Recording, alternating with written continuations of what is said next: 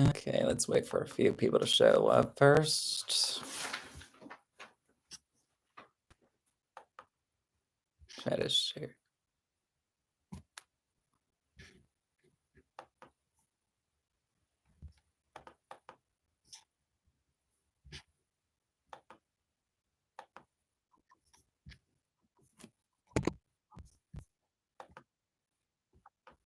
Go and share this on Discord.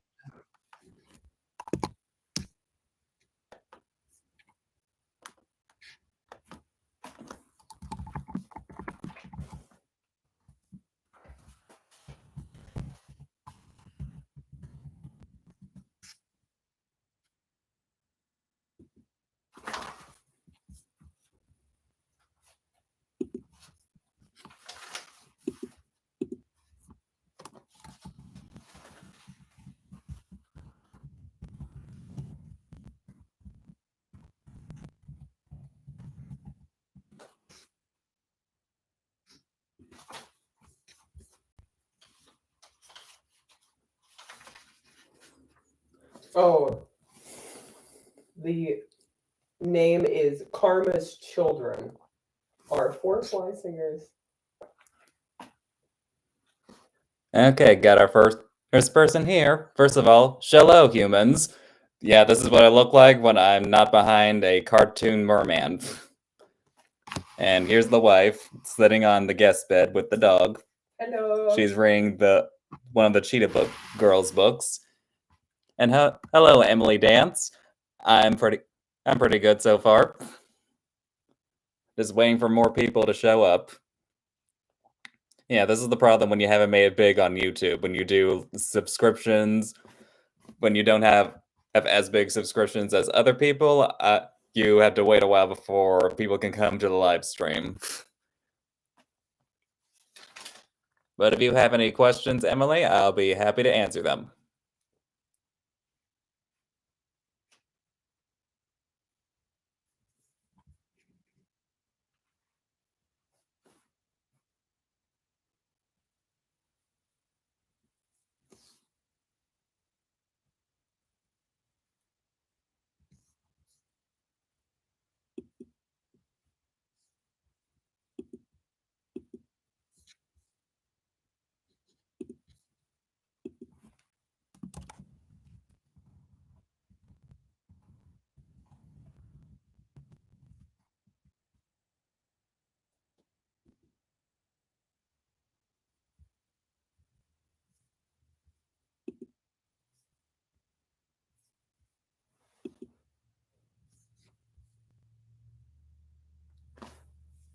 And hello, Wonderland Star.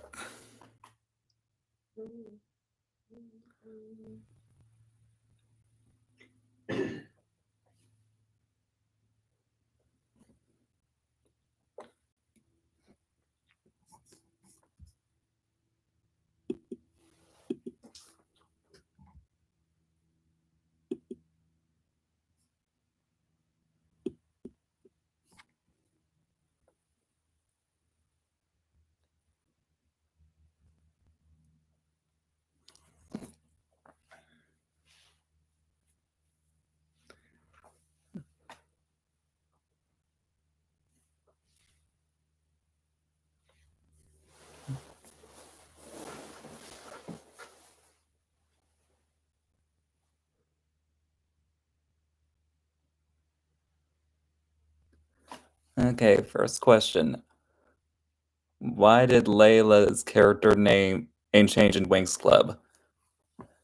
There's a few theories on that. Like, I think the biggest theory for that, because her name is actually Aisha. Like, it was Aisha in the original Italian dub, but I believe it was changed because of the fact that around the time there was a whole 9/11 thing, so there was a lot of Islamophobia, and Aisha is a name that has origins in Middle Eastern culture, so they probably changed it to Layla so that it could keep from alienating a lot of people, because there was a lot of Islamophobia going on during that time. And let's face it, it still is. That's okay, so Well, looks like we have company. Mom? Ah, damn it. What happened? Our calendar fell down. Oh no.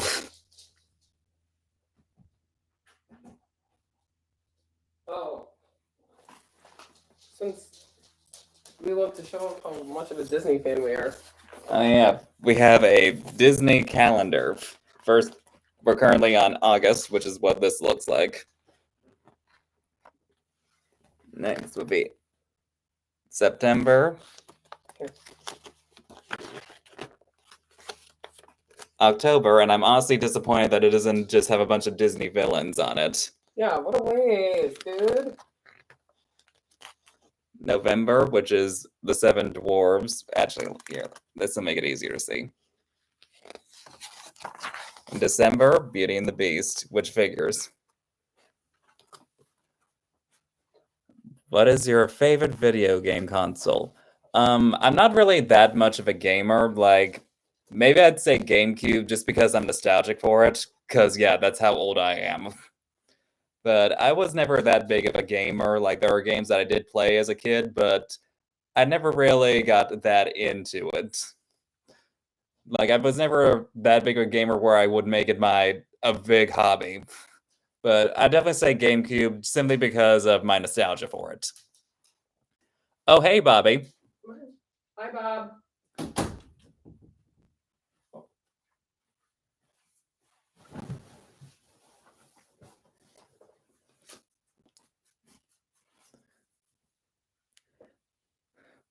Yeah, he says, hello, Mrs. Merman.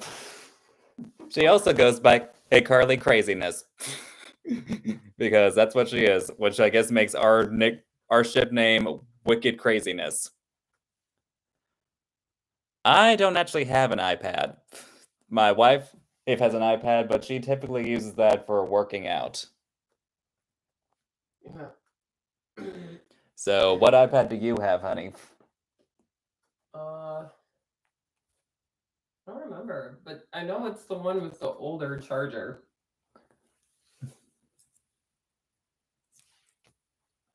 Oh, wait.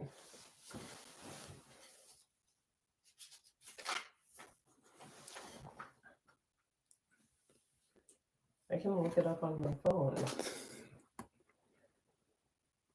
Well, since there's a few people here, I guess I can start with it talking about the book that I plan on writing. And the thing is, it has a bit of a backstory. Like, originally it was going to be very Grim. Dark. well, not exactly grim, but like it was more based in the real world, modern time, and I've been working on it since I was like 18, and I'm currently 30, so that can tell you what kind of progress I'm making. And I had already read like 28 chapters, but it was just not really vibing. Oh, and looking 24. Thanks, Bob. I know you're lying, but still. But anyway, hey, the whole setting it in modern time just really wasn't vibing with my style, especially since I feel like by basing it in modern time, you run the risk of it getting dated. Like if I had to, because things eventually do get dated, especially if you include technology like cell phones or whatever was, or beepers in the case of some older media. So I decided to just base it into a fantasy world that is also sci-fi. Like imagine Wings Club where it's fantasy, but it has more of a steampunk vibe to it. Like the kind of outfits they would be wearing would be something like in the Wicked movie. Though it would also be a colorful world because I'm always bothered by how fantasy worlds always go with the whole blue skies, like they're based in the real world. Like it's a fantasy world. Have some fun with it. Like I definitely took some inspiration from a lot of the scenes from Pocahontas with how the sky would be a pink or like a purplish pink, which I know is because the sun is going up or down, but I think it looks gorgeous, so I figured why not have that be what the normal day sky looks like. But anyway, to the plot. It's about a 10-year-old orphan boy named Noah, who who is an orphan and has lived in an abusive orphanage, but ran away when he was 8 and has lived on the street his whole life, but is also struggling to use his powers because he's never had anyone to teach him how to use his powers. So it has always been something that usually just spews out when he's in a dangerous situation or when his emotions get the best of him. And then he meets an elf boy named Luke, who's the same age as him, who he defended from some bullies. And Luke noticed that he has powers, and it is trying to convince him to go to a school. And he meets some other friends, a girl who's African American, because there will be diversity in this, because I'm tired of fantasy worlds not really allowing other people of color, and it's just a bunch of white people. And if people get all bent out of shape about people of color in a fantasy world, I say deal with it. But anyway, her personality is pretty much like Belle from Beauty and the Beast. Well, actually, I think a better representation is how it would have been. It's more like Katara from Avatar: The Last Airbender. Though she has traits of like Tiana from The Princess and the Frog and Melina from The Emperor's New Groove, but without her having any adultification. Like she's still a very bubbly and fun person. And there's also another character named Anastasia. Oh, and I forgot to mention the black girl's name. Her name is Galleria. And Anastasia is someone that Noah had met before and had betrayed him, so he's also having to learn to be able to forgive her. And this girl, and Anastasia is also Southeast Asian, and part of that is because I've been watching shows like I watched Amphibia, so I got really interested into Thai culture. And plus, I do love Raya and the Last Dragon, even though I feel like its representations could have been better. But anyway, it's basically Noah having to learn to open up and embrace his powers and discover more about his past. And yes, that is kind of a Cheetah Girls reference with the name Galleria. And my wife is actually reading one of the original Cheetah Girls books right now, just to compare them to how the movies were. But her name was actually originally Gabriella, but I decided to go with Galleria simply because it felt more like it belonged in a fantasy world. And in this world, the magic users all get to have 3 different types of magic. And let me just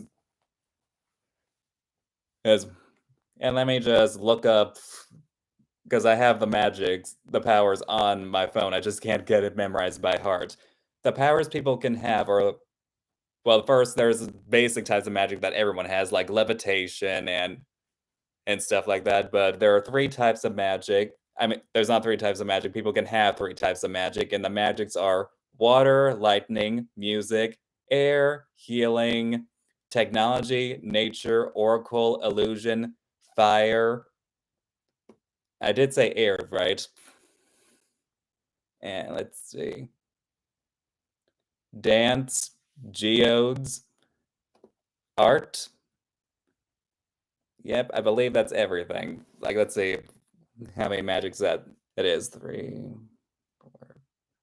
Because I have all the characters' magics listed.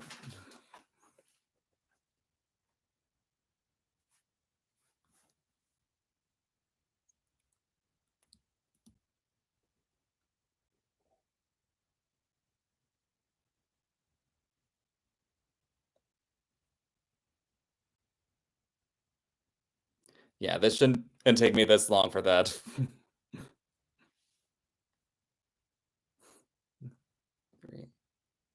Yeah, I really need to make a list of just the magics.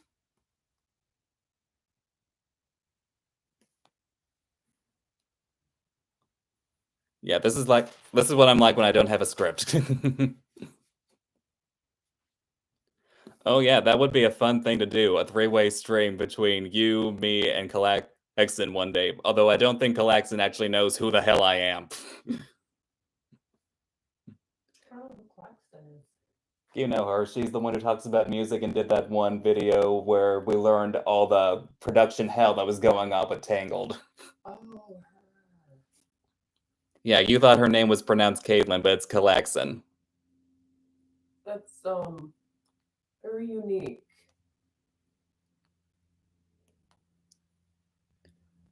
Well, your name is spelled Karlee. Yes, after a Mary Kay salesperson. But I'm actually named after my grandpa, whose also name is Carly. Carly.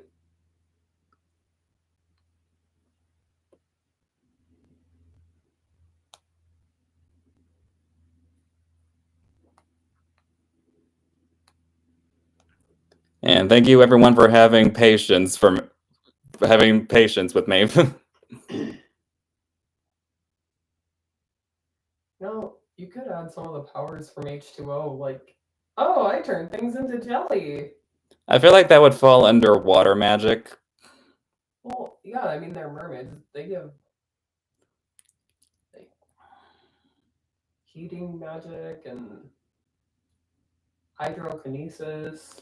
Okay, I think I have all the magics listed now. Water, lightning, music, air, healing, technology, nature, oracle, illusion, fire, art, dance, and geodes. And clearly with some of these I did get inspiration from Wings Club, but I figured it's going to be a world where there's some very high-tech futuristic technology mixed with fantasy, because I want it to be a unique world, but not to be just copying Wings Club completely. And I'm hesitant to say what Noah's magics are simply because I don't want to be giving spoilers for whenever the book comes out. But I can name his friends. His friend and Luke has air, healing, and lightning magic. Galleria has art, technology, and nature magic, which I love because having someone with technology and nature magic, which are just two very opposite things, just really feels very unique. And Anastasia has oracle, illusion, and fire magic. And I might as well say what Noah's is, like water, lightning, and music. So yeah, all four of them have like some element to them. And it will be a world where there's like other mythical creatures, like there are sorcerers and sorceresses, but there's also fairies and elves, like Luke. Like Luke is an elf, and there's also merfolk and centaurs, dwarves. Though I'm gonna make sure that there's a clear difference between people with dwarfism and the actual mythical dwarves. Like there will be a physical difference between them, and they will not be interchangeable. Oh, Shuya, where you can go? Everyone say hello to Sula, my babies. Apparently, she don't want to say the hello for some reason. You're a weirdo. You're my weirdo.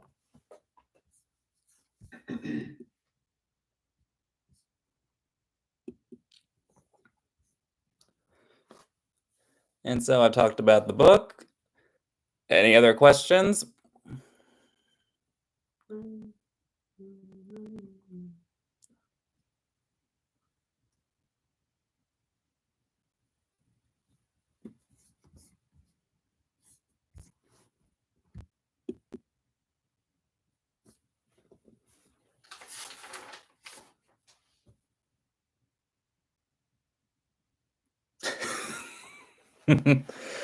Well, I'm pretty sure, Bobby, you probably have a few requests for me to sing, so if no one has questions, I can do a little bit of singing.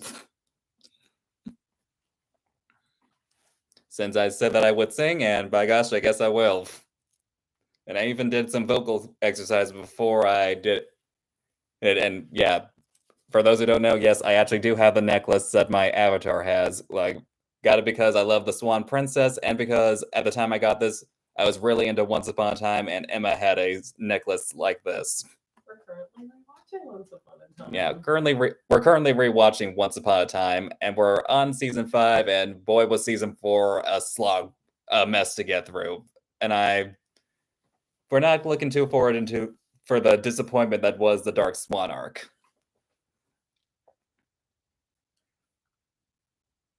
Well, I can sing a few little yeah, but I know that you really hate season 5, Bobby. Like, I've seen your Once Upon a Time videos. I haven't gone around to commenting on them because I'm the worst when it comes to commenting on people's videos. Or even just responding to people's comments on my own videos.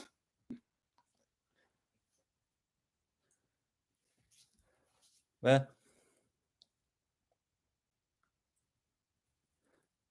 Yeah, I remember the Underworld arc being better, even though I was not a fan of what they did with Hades, simply because I feel like the actor wasn't quite right for the role, especially since he whispered. He just did a lot of whispering just to sound creepy, but it just came off as flat. If I wanted to listen to someone whisper, I'd watch Harrison Wells on Flash. Yeah, my wife is a DC girly. I'd like to chuck him out the window at some And point. I feel like it's safe to reveal spoilers since the show has been off the air for a while, but I do like his relationship with Zelina, and I do appreciate that in the end she did end up choosing to reject this toxic relationship. Something Belle clearly did not learn from. Like, you know it's bad when Zelina has better judgment with love than Belle.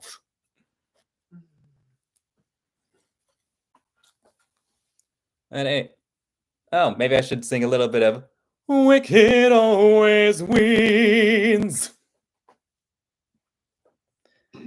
Yeah, Emma didn't learn that much either. Like, I was not a big fan of most of her love interests. Like, me and my wife are both in agreement. Like, why wasn't August her love interest? Like, it seemed like they were building that up with their chemistry and moments in season 1, but I guess they were all like, no, we gotta give her some guy liner or Jack Sparrow knockoff of love interest because we gotta have a good girl with bad boy, even and though it doesn't feel like the type of guy that she would ever be with. Don't get me wrong, he's very hunkalicious, but I will admit, Captain Hook is kind of a home-wrecking whore. And boring. Plus, I always felt like his motivation when to kill Rumpelstiltskin and was just like, I want to kill the man who killed the woman I love, even when she was his wife that I took. And mother of his child. And the mother of his child. Like, it's like, even though I don't condone Mila being killed because, even though she was a shitty person, she did not deserve to get killed. But it's like, it came off like Hook was all like, hey, I got a comeuppance for something wrong I did, so I want revenge because I got in trouble for something wrong that I did. Also, when Emma and Hook interact with other people, I think to myself, why do you guys have better chemistry than with the person you're actually with? Yeah, and what he did to Belle was out of line. And I'm just shuddering of how much I'm gonna cringe when they reveal the 2 dark ones in season 5. Like, oh, that was just cringe-inducing. Like, the best part of that episode was the lines from Zelina, like, hey, shut up, I was a fake midwife, I know the drill! I will admit, my guilty pleasure is Captain Beauty, but at one point I did ship Belle with Gaston, I know. To be fair, it was a less toxic relationship than there was with Rumple. I just wanted her away from Rumple, but Red Beauty was right there. Yeah, the actress they got from Nemo was great and would have been a great villain for season 5. And yeah, she was technically a villain in season 5, but she wasn't exactly the main villain. Like, I feel like, or at least they weren't utilizing her like she was a main villain. What happened to her?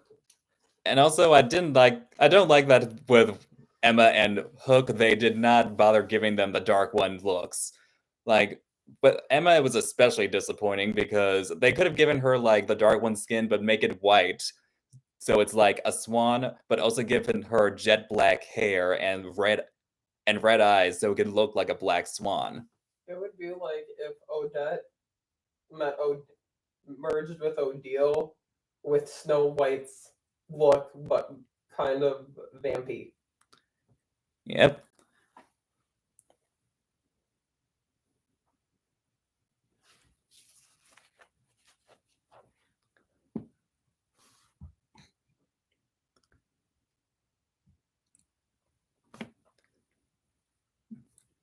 Well, while people think of questions, I guess I'll do a little bit of singing. Somewhere over the rainbow, way up high, there's a land that I heard of once in a lullaby. And I have my own little Toto right here.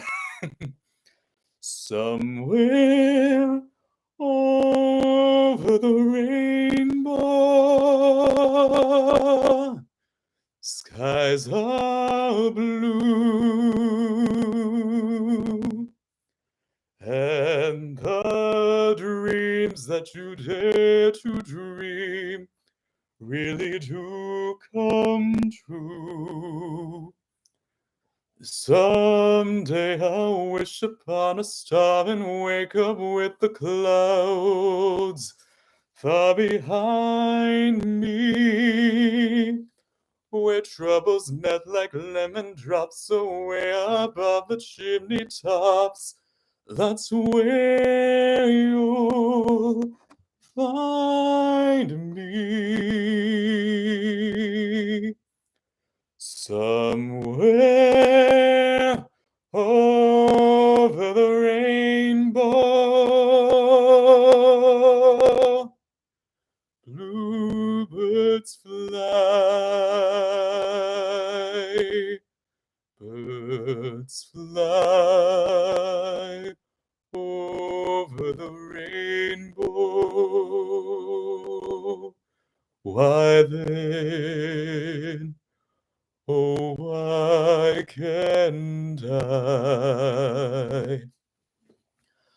If happy little bluebirds fly beyond the rainbow, why, oh, why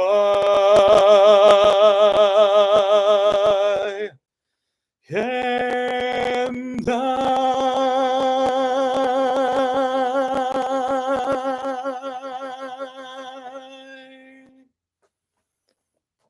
Oh, thank you, Bobby. Why'd you do that? Do what? Move me to tears. Oh, Carly. Well, it's not the first time I moved you to tears, considering I serenaded you at our wedding.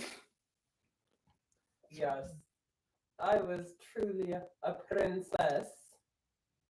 Oh, I'm looking forward to your long video on Once Upon a Time, and how they portrayed the princesses.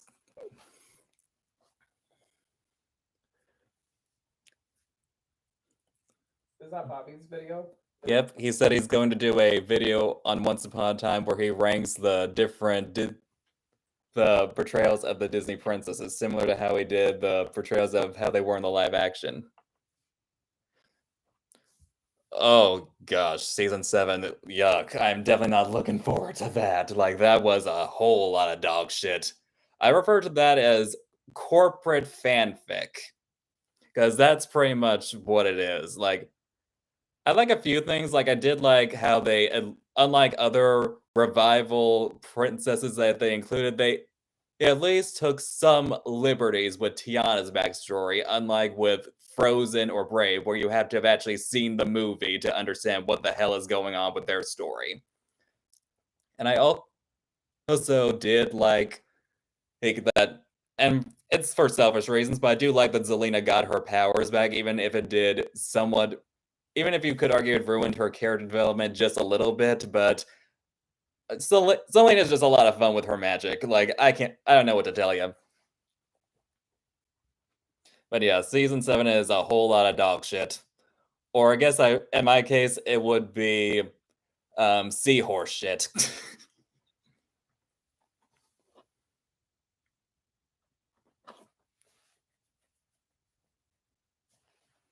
Yes, Rebecca Mader is a national treasure, and I am bitter that her, Lana Parrilla, and Robert Carlyle, for one, did not get a Emmy nominations for their performance on that show, but I guess that's just a prejudice against fantasy. But that afterwards they were not clocking like Oscars and big roles. Like, although I hear Lana Parrilla actually does have a new show coming out, which my wife showed me yesterday, so I'm definitely looking forward to seeing what she'll do with that. It's definitely a character that's very within type with her. Like, definitely has a lot of Regina snark. So,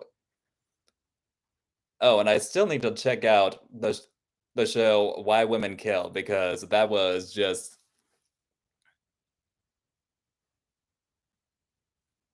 I like she did have a show. She did do season 2 of the show Why Women Kill, which ironically season 1 had Jennifer Goodwin as well. Oh, hi, Fire Rose. Well, you just missed me singing Somewhere with a Rainbow, but I'll probably sing again later. Right now, just having conversations and answering questions. And you did actually miss me talking about the book that I'm writing, but the live stream will be posted, so you'll be able to go back and learn about it with my whole messy summary, because this is what I'm like when I don't have a script. Like, I need a script for videos. You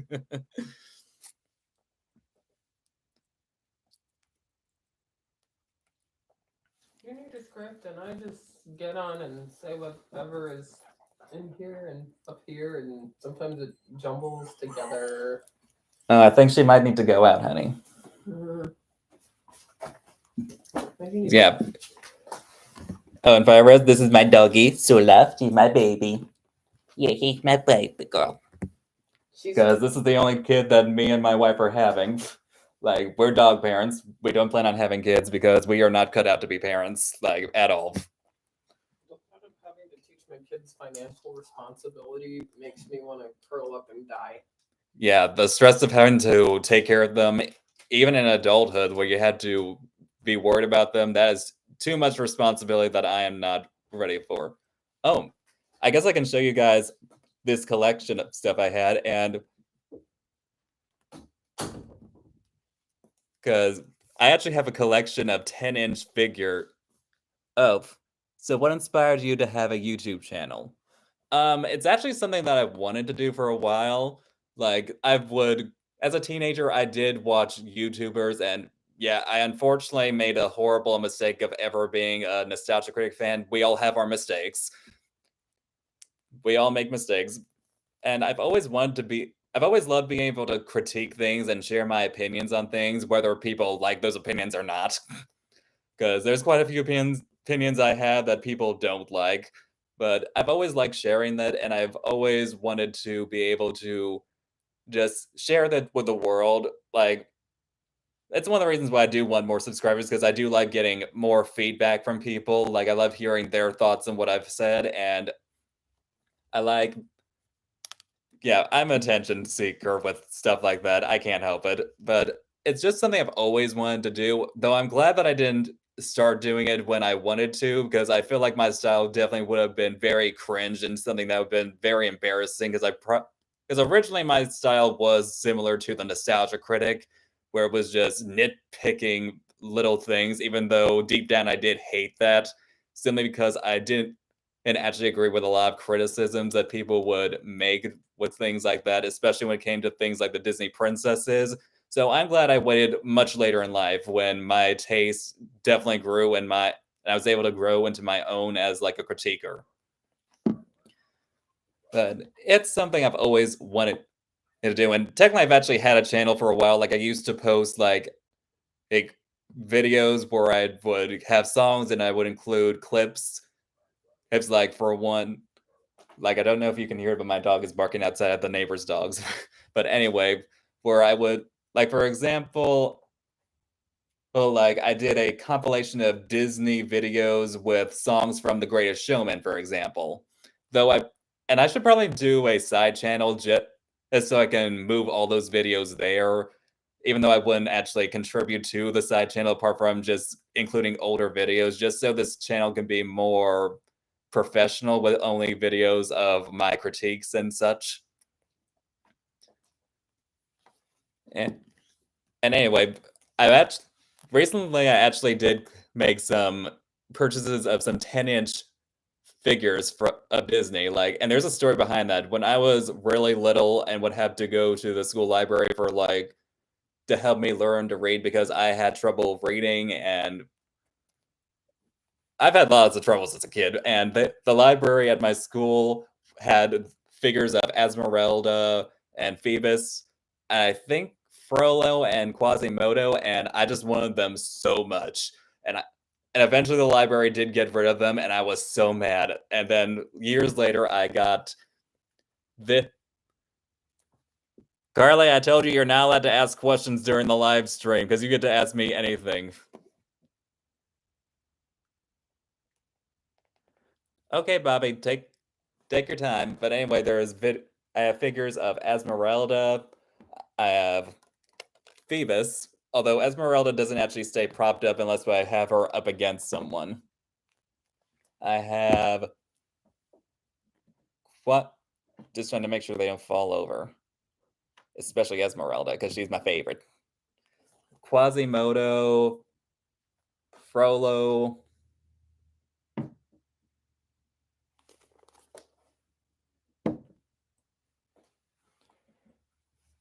Pocahontas, and John Smith. And here's ones that are actually new, because the other ones actually do look like they were owned by someone. Not in terrible shape, but they are not exactly the best quality. Like, they're not brand new quality. But these two, they were the most expensive, but you can tell because they're actually great quality. Like, they look like they just came out of the box. I have Hercules and Megara. And yeah, Meg is pretty much what my personality is like.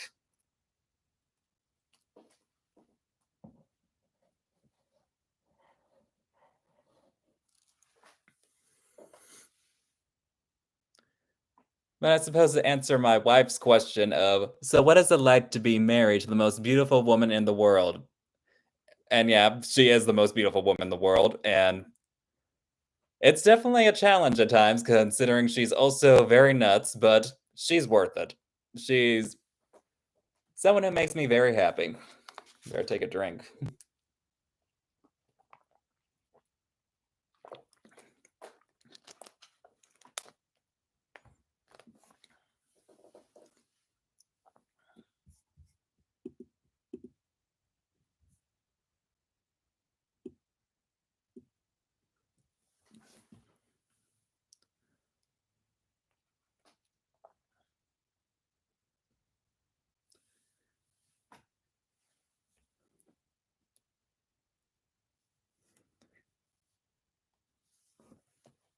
Oh, and yeah, this is my wedding ring, and yes, I wore it on the middle finger because it doesn't quite fit here on the ring finger.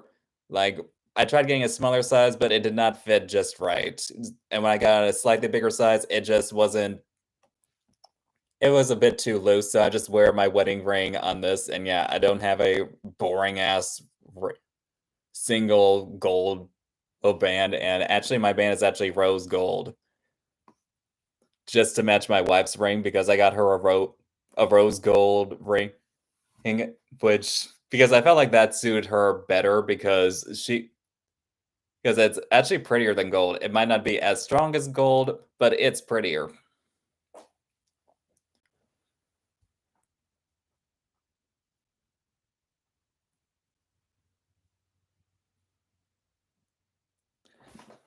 Oh, oh yeah, my wife sometimes takes off her ring when she's walking the dog. And I guess she's walking the dog while being on the live stream. Yeah, that's safe, honey. But yeah, this is actually the middle ring is actually her engagement ring, and the rest is like it's just like two other rings that we fused together to make one big old ring.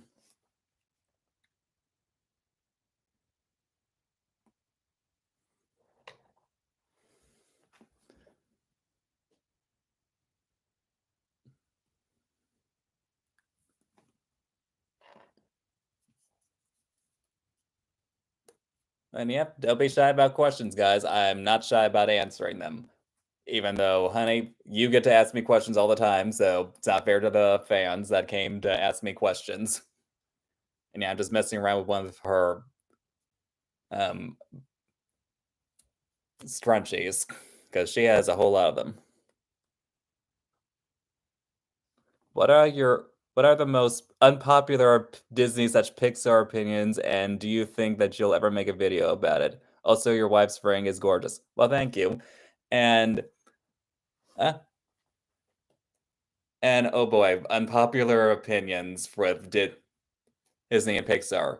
I'm gonna get a lot of hate for this, but I actually hate the movie Wall-E.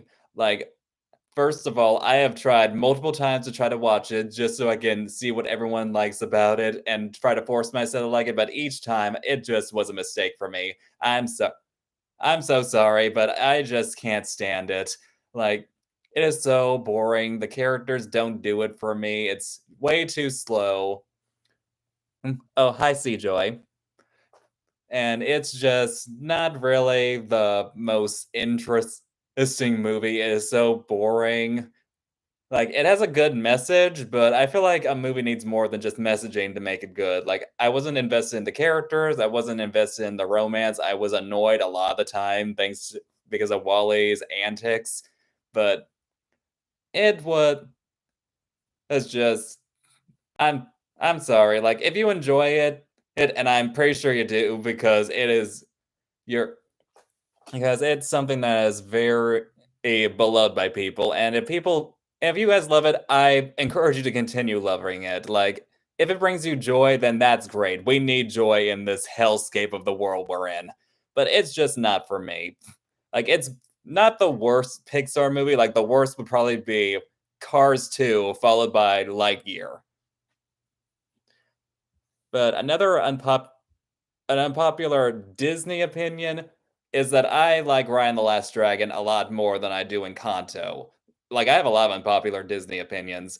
Like, I do not like Encanto. I find it mediocre. I don't really care for the characters. I feel like the message, while well-meaning, is messy, and the writing is a bit disconnected from each other. Has events that feel more disconnected from each other. Like, I feel like this was originally meant to be a series because it feels like it, and it probably would have worked better. Like, with as many characters as it has, you can't just do that in a movie unless you're like really skilled. And Raya, I know a lot of people don't like Raya and the Last Dragon, but I love it. And one day I might do a video on it. And yeah, there is a lot of videos about to answer your question, the end of your question. Yes, are videos that I really want to make about opinions about Disney and Pixar and a lot of things, but at the moment it's just harder because I have a storage issue on my laptop and I'm probably going to have to get a new one. So, oh, it's just a bit difficult to be able to screen record movies and shows or whatever and make sure I can actually get it on my iMovie program, which probably is not the best program to be making videos on, but it's just what I have. Let's see. What do you think of independent animated shows like Lackadaisy, God's School, and Metal Family? I have not actually seen any of those. I have actually heard of God's School, but I don't think I've either that or I'm thinking of something else. But I have not actually seen those. I probably should because I feel like a lot of independent animated projects are actually doing a lot better than at least creative and writing wise, a lot better than the mainstream stuff. What is your favorite movie? My favorite movie is actually a tie between The Wizard of Oz and Disney's animated The Little Mermaid. Like, both of those are just so close. Those movies are about as close to perfect, in my opinion, at least, that a movie can get. Like, they're not 100% perfect, but they're close to being perfect because I don't think there's such a thing as a totally perfect movie. But I absolutely love those movies. Like, earlier, I hung Somewhere Over the Rainbow, and it was and which is actually my favorite song. And I actually have a portrait of Judy Garland in my bedroom. Like, this is not my bedroom. This is actually my guest room slash office. And I just love those movies so much. I could do entire videos just explaining why I love them so much, and that's something I do hope to do when I no longer have a storage issue, because I love those movies so much, I could do whole videos on them. What is your favorite Taco Bell item?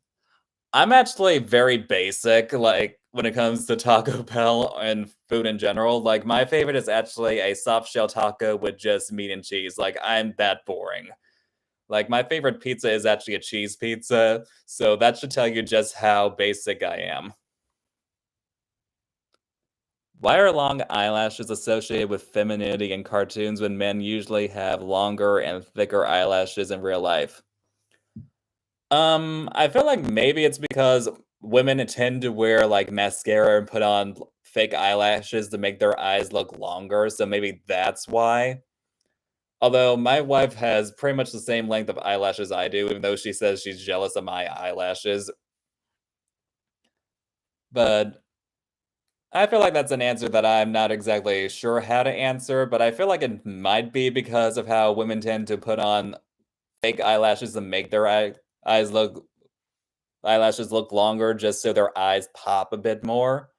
But who knows? Like it's also I mean, why is pink now considered a girly color when it was originally a boy's color? Like blue used to be considered a girl's color. Yeah, Modern Girls has a whole video on that, so I do recommend checking that subject out if you're interested in that topic, but who knows? I've actually never seen Monster High or Ever After High, but I mean, my niece was definitely very into that when she was little, and my wife is definitely very into it. Well, she's more into Ever After High. What's your favorite cuisine? Probably Italian.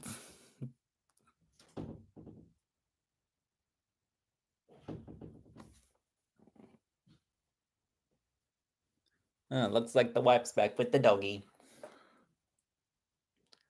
Okay, C-Joy, thanks for stopping by.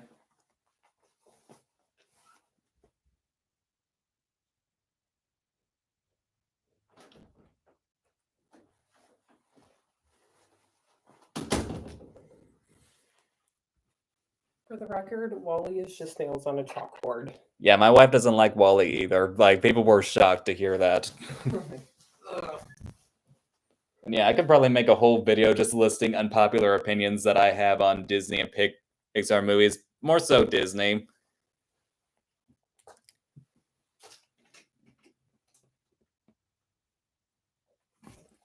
Where's the lad, honey? Out there. Well, you know she's gonna start whimpering about if at least one of us isn't out there, so you might as well open the door. The last Pixar movie I liked was Turning Red. So, if you could revive a show that was canceled or was left on the cliffhanger, what would it be?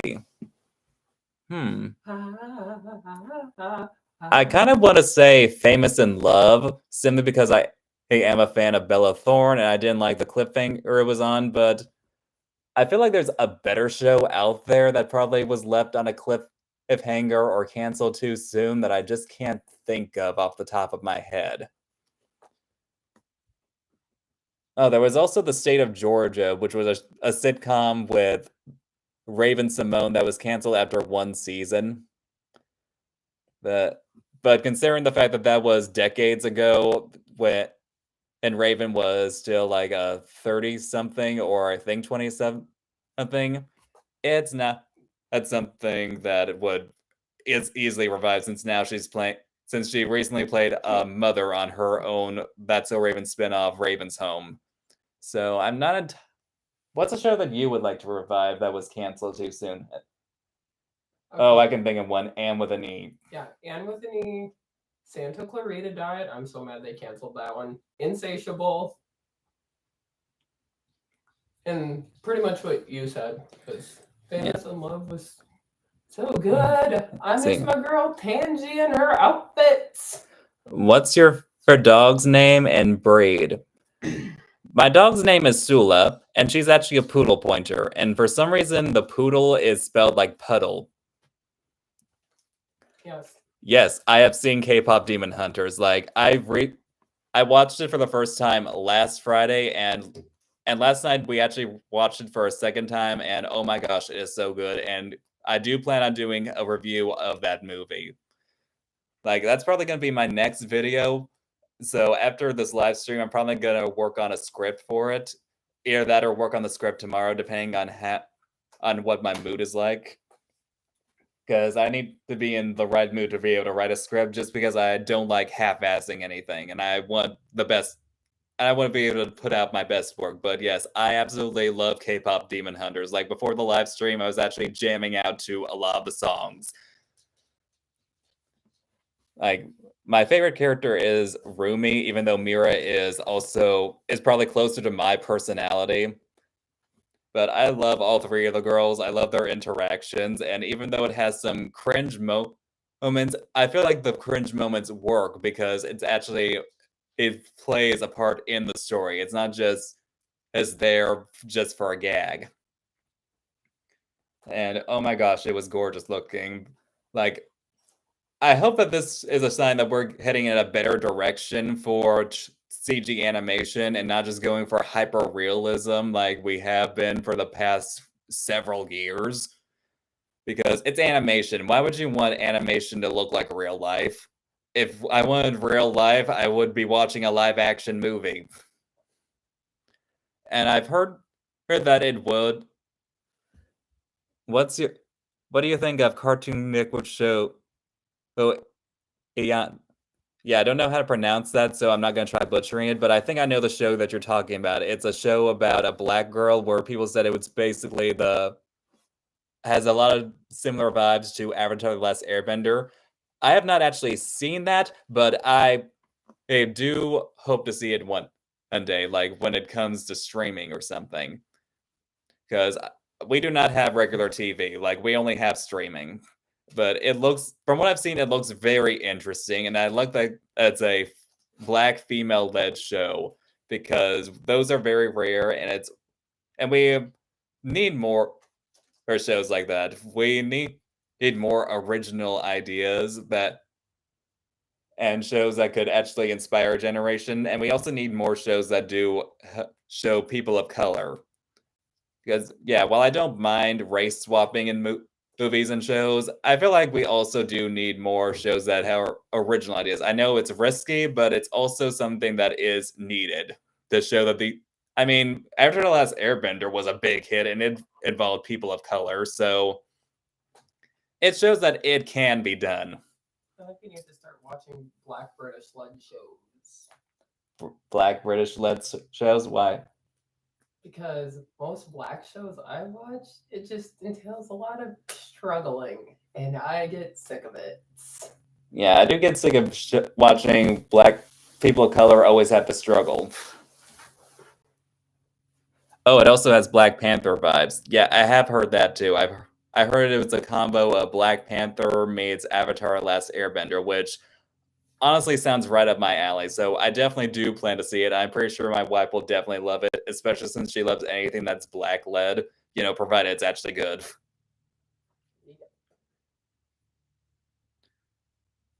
Like, I'll show you the show later, honey, because I'm pretty sure you'd be very interested in it. Wait, is that show animated? Yes. And it has like a black person struggling with their trans identity?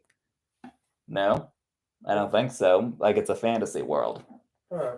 Like, it's a show that's a combo of Black Panther meets Avatar: Last Airbender. And I'm thinking of a different show with the black person who's trans and struggling with their identity. I think you're thinking of Pose. Oh. Okay.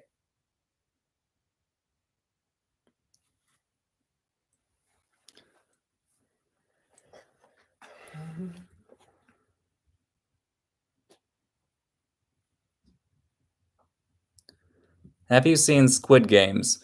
No, I haven't, but my wife has. Only the first season. You've only seen the first season? Yeah. How many seasons does it have? 2 so far. Well, why haven't you checked out the second season? I don't know. Like, Squid Games is an interesting concept, but it's very depressing. Well, I think that's the point, honey. Like, isn't it supposed to be kind of like a Hunger Games-esque show? Yeah. Although, fun fact, the sets are all real, and they took like several days and some months to build. That's impressive. Yeah. And they really did get like 400 people in the first episode. Wow. Imagine playing red light, green light, but if you move so slightly, you die.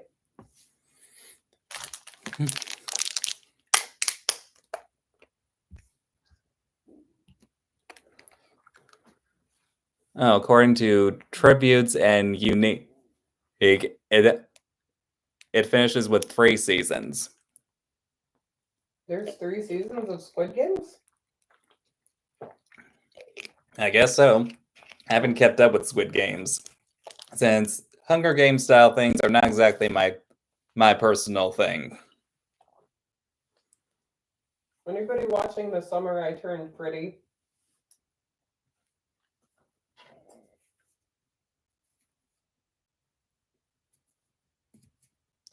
I guess not. I mean, there's probably people out there watching it, but That's okay. That's what my TikTok friends are for.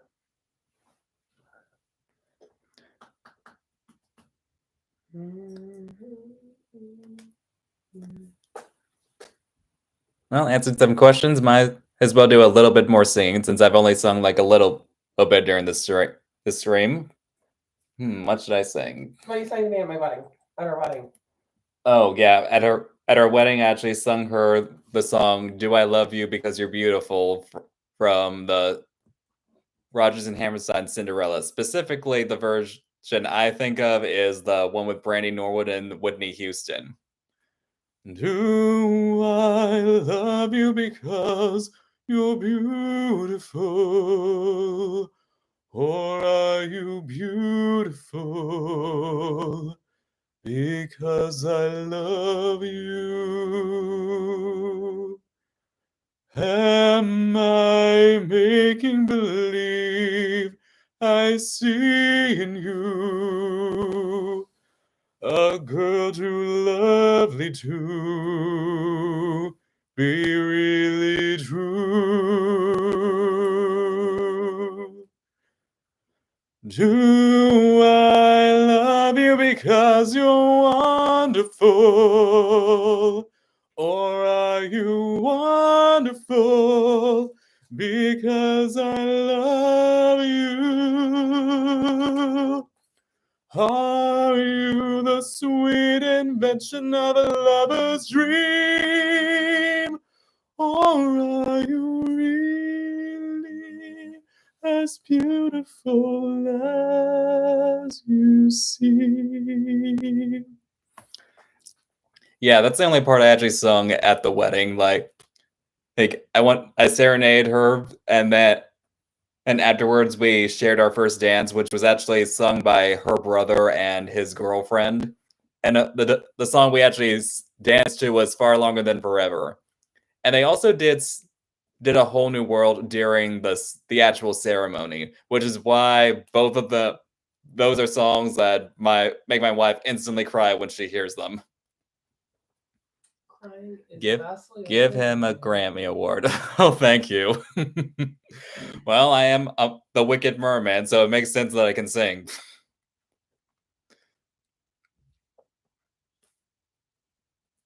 I wonder what your audience's thoughts are on the Descendants movies.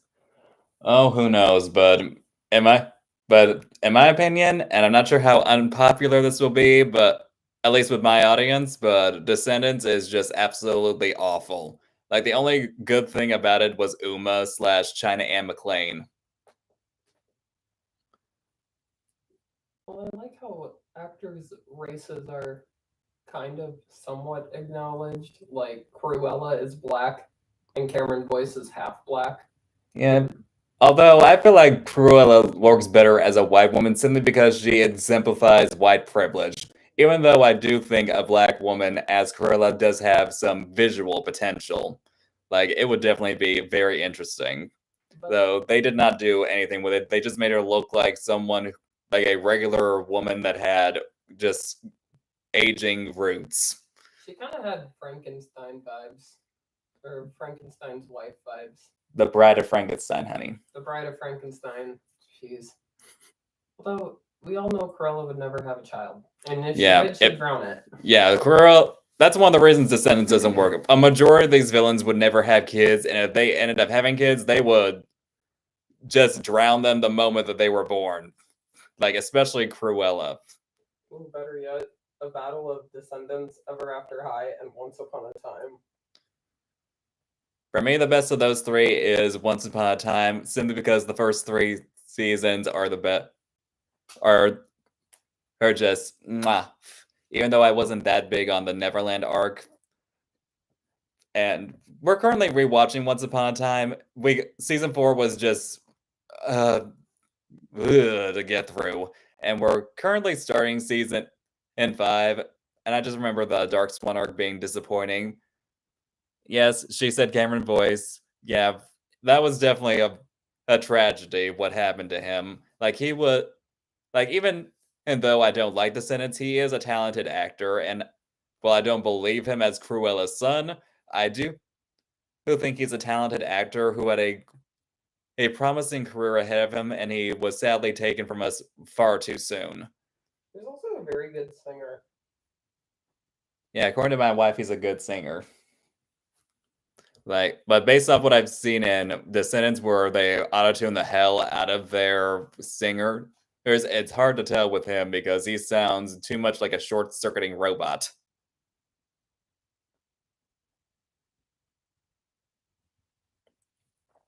I think I like Ever After High because I like the idea of the big bad wolf being a werewolf and marrying Red Riding Hood and having 2 daughters.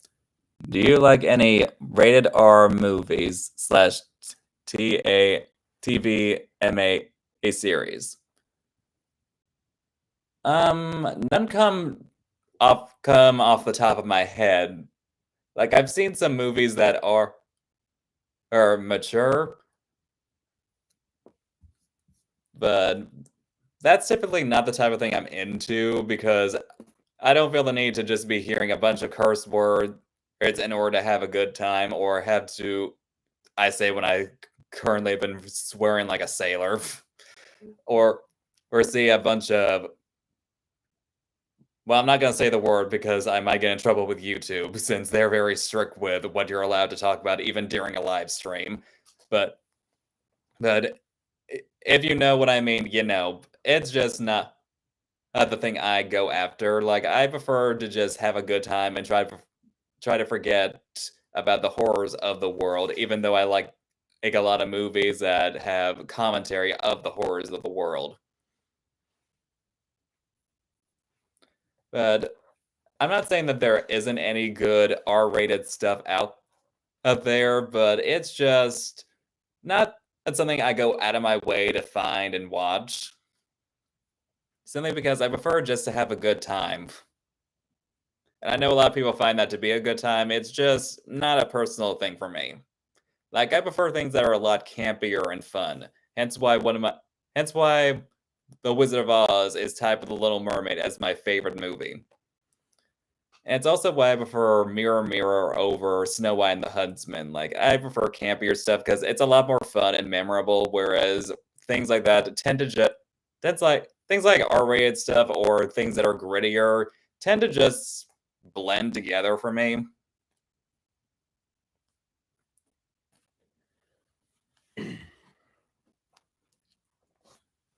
Wonder who this message is from. It's probably from Mom. Oh no, it's just something from Instagram. Oh, and if you guys want to actually see me singing that serenading my wife at the actual wedding, you can actually find that video on my Instagram. If you could create your own movie or show, what would it be about? Oh boy, oh boy, oh boy. Well, I've already mentioned my book, so I probably would have tried to make that the book that I'm trying to write. If I definitely would want to make that into an animated show, because I feel like a show is the only way to be able to do that justice, and animation is also the only way because funness. But if I were to make my own movie, I actually would like to do a adaptation of the fairy tale Iron John, which is a movie, which is a fairy tale about this giant guy named John, who I guess is made of iron, who befriends a prince who leaves his kingdom and has to travel around the world, especially since he broke Iron John's rule of touching something from the water or something. Like, it's been a while since I've read the fairy tale, but it's something that I feel like has a lot of potential for a movie, and I probably would go for a vibe that's similar to.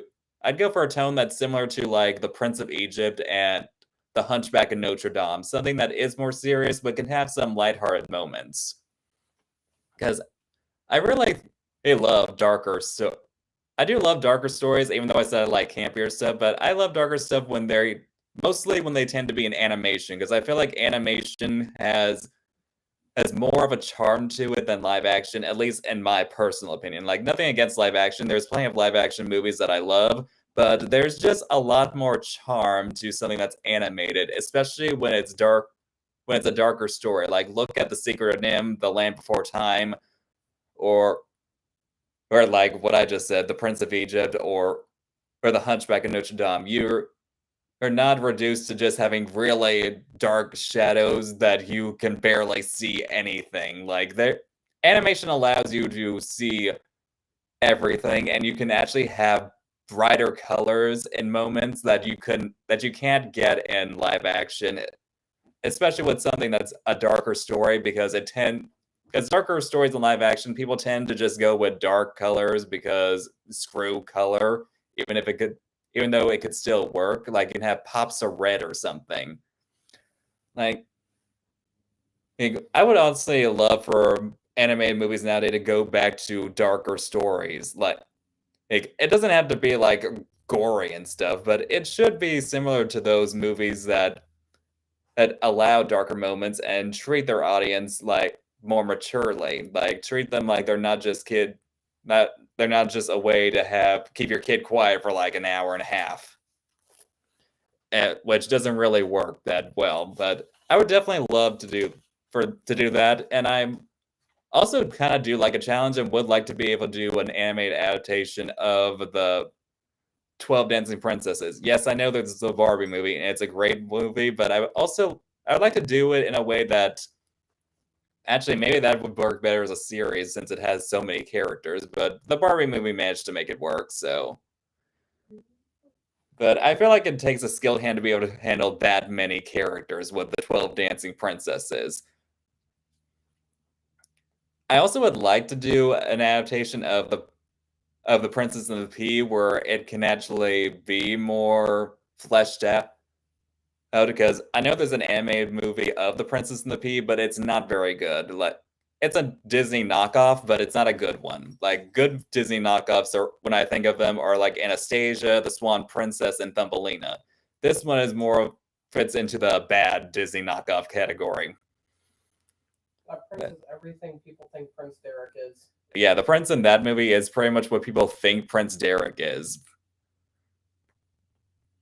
But it would definitely be a very fun. Like, I would love to be able to make movies, especially animated movies, even though I have no skill in drawing whatsoever. Like, when I post images on DeviantArt, it tends to be me tracing over images that I gathered, which I don't consider to be real art, so I don't really call myself an artist in that sense. And I definitely encourage people to support real artists. Take notes, Wings Club reboot. Stupid AI art. And yeah, there's quite a few that I'd like to do.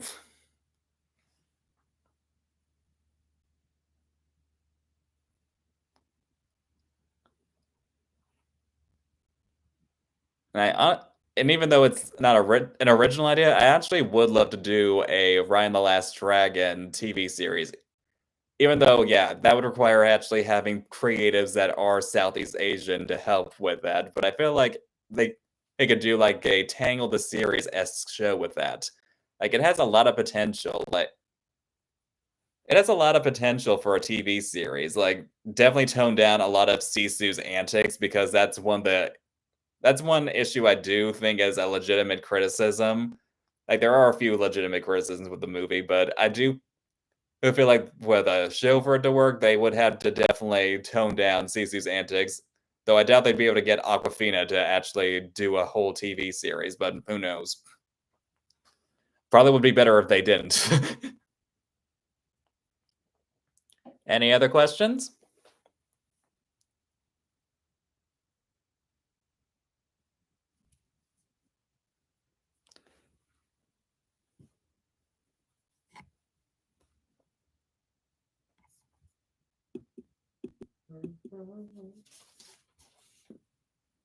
Have you ever watched Happily Ever After, A Fairy Tale for Every Child? Yes, I have. Like, I've watched the entire series, and fun fact that the person who created that show also did The Proud Family. Hence why a lot of characters do look like they could belong in the Proud Family universe. But it is a great show. I will admit some designs do play into stereotype caricature with some background characters, but it is a great show that allows for different interpretations of these fairy tales. Like it plus it has a lot of celebrity voices that actually do work. And you'll actually hear a lot of Disney voices in that, even though they weren't doing Disney movies at the time. Like the Little Mermaid, the mermaid is actually voiced by the same girl who did the voice of Nani from Lilo and Stitch, and the prince is voiced by the same actor who does Shang in Mulan. Like it's a great show. Like I definitely appreciate a lot about it. And surprise, surprise, they did different interpretations of these characters with different races, and surprise, surprise, the world didn't end. You know the funniest one? When?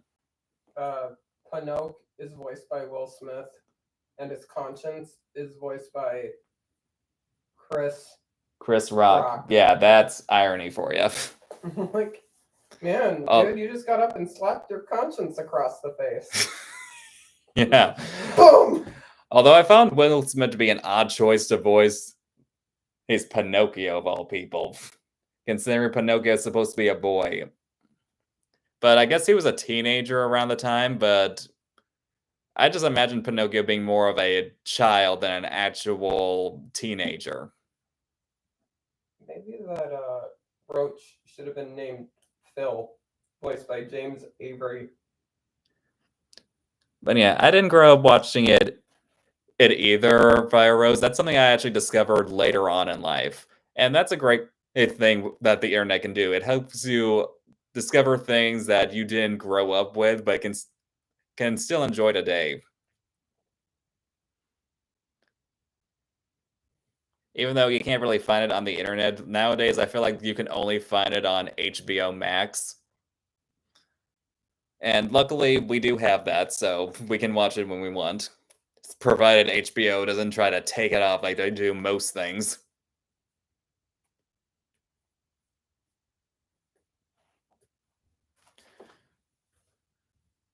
Should I trade in my feelings for a chance at true love? Oh, and fun fact, the narrator for all the episodes is actually Rafiki from The Lion King.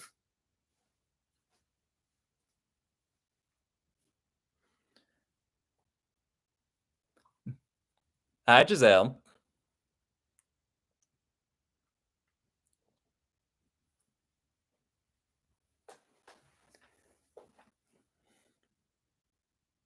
Any more questions, people? I'm definitely not shy about answering them.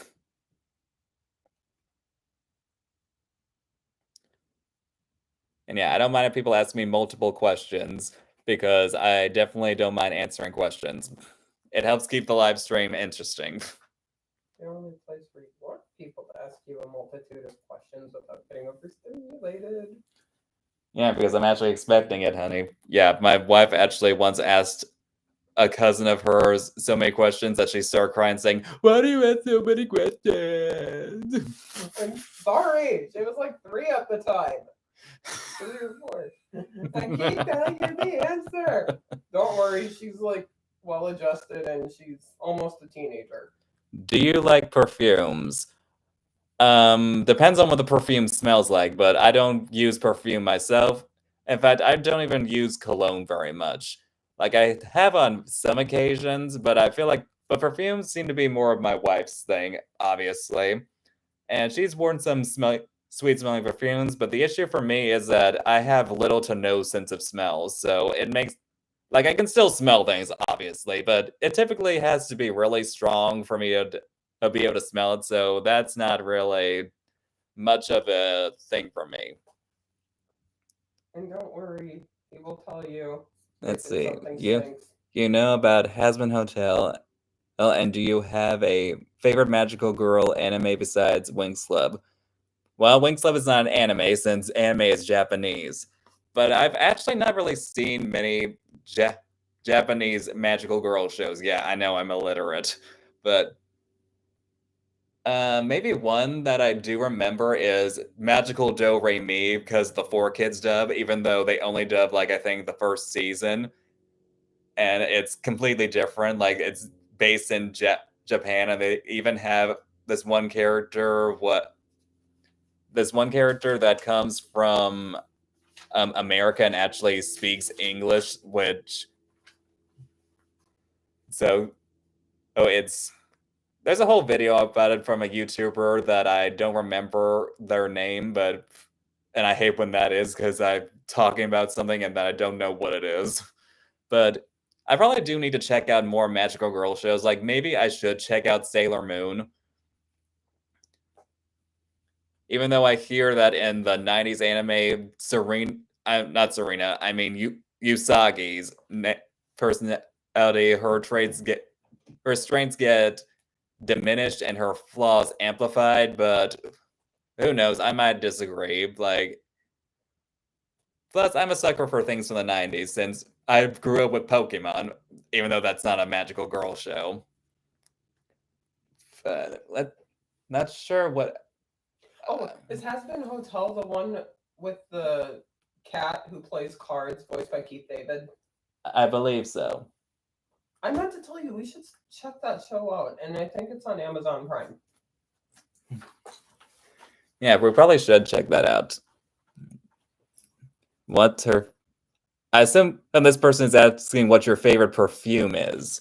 I don't really have one, but if I had to pick, I like the Paris Hilton perfume, the one with the pinstripes on them.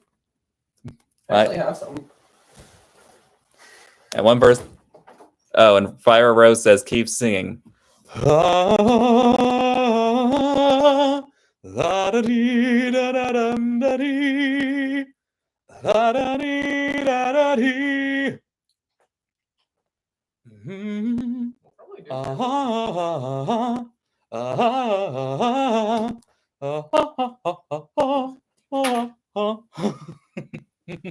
Your bottle cap came off. Yeah. But yeah, this is her favorite perfume. It's a Paris Hilton perfume. And how long have you said you've had that? I don't know, like almost a year or more. I don't know. I'm gonna use it up though. I actually have a lot of perfumes. I have some Halle Berry ones and Rihanna ones. Halle Berry has a perfume? Yeah. Never knew that. But then again, I don't keep up with perfumes.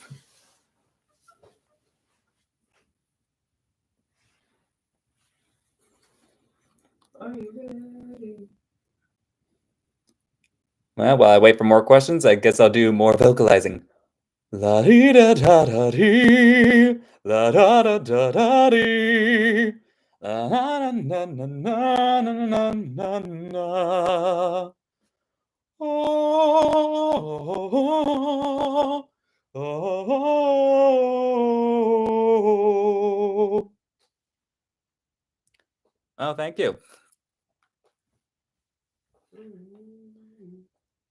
And yeah, my singing probably isn't going to be the best at the moment, considering the fact I have been talking quite a bit, so I probably need to drink some Gatorade to help clear it. And yeah, I drink things with my pinky out. I don't know why, I just always have done that. Probably a little bit of water to help.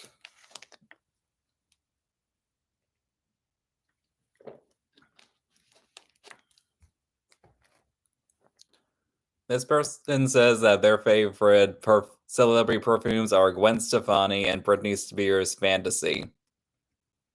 And that she has collected designer and I don't know what that word is. Perfumes. Big fragrance head. What's the word, babe? This. Oh, niche. That makes more sense. Oh, it's okay.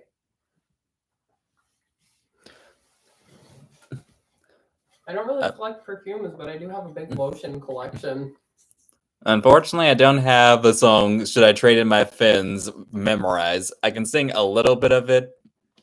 Should I trade in my fins for a chance and true love that choose the legs I win?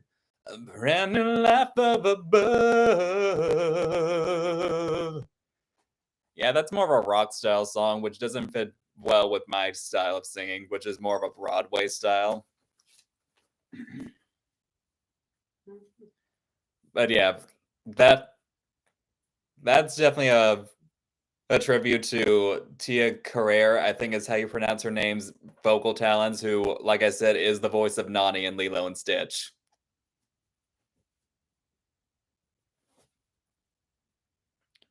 I do appreciate that for the most part in that show, they do actually have the race of the actor match the race of the character. Like, I feel like there's a few exceptions where they didn't do that, but for the most part, they did do it.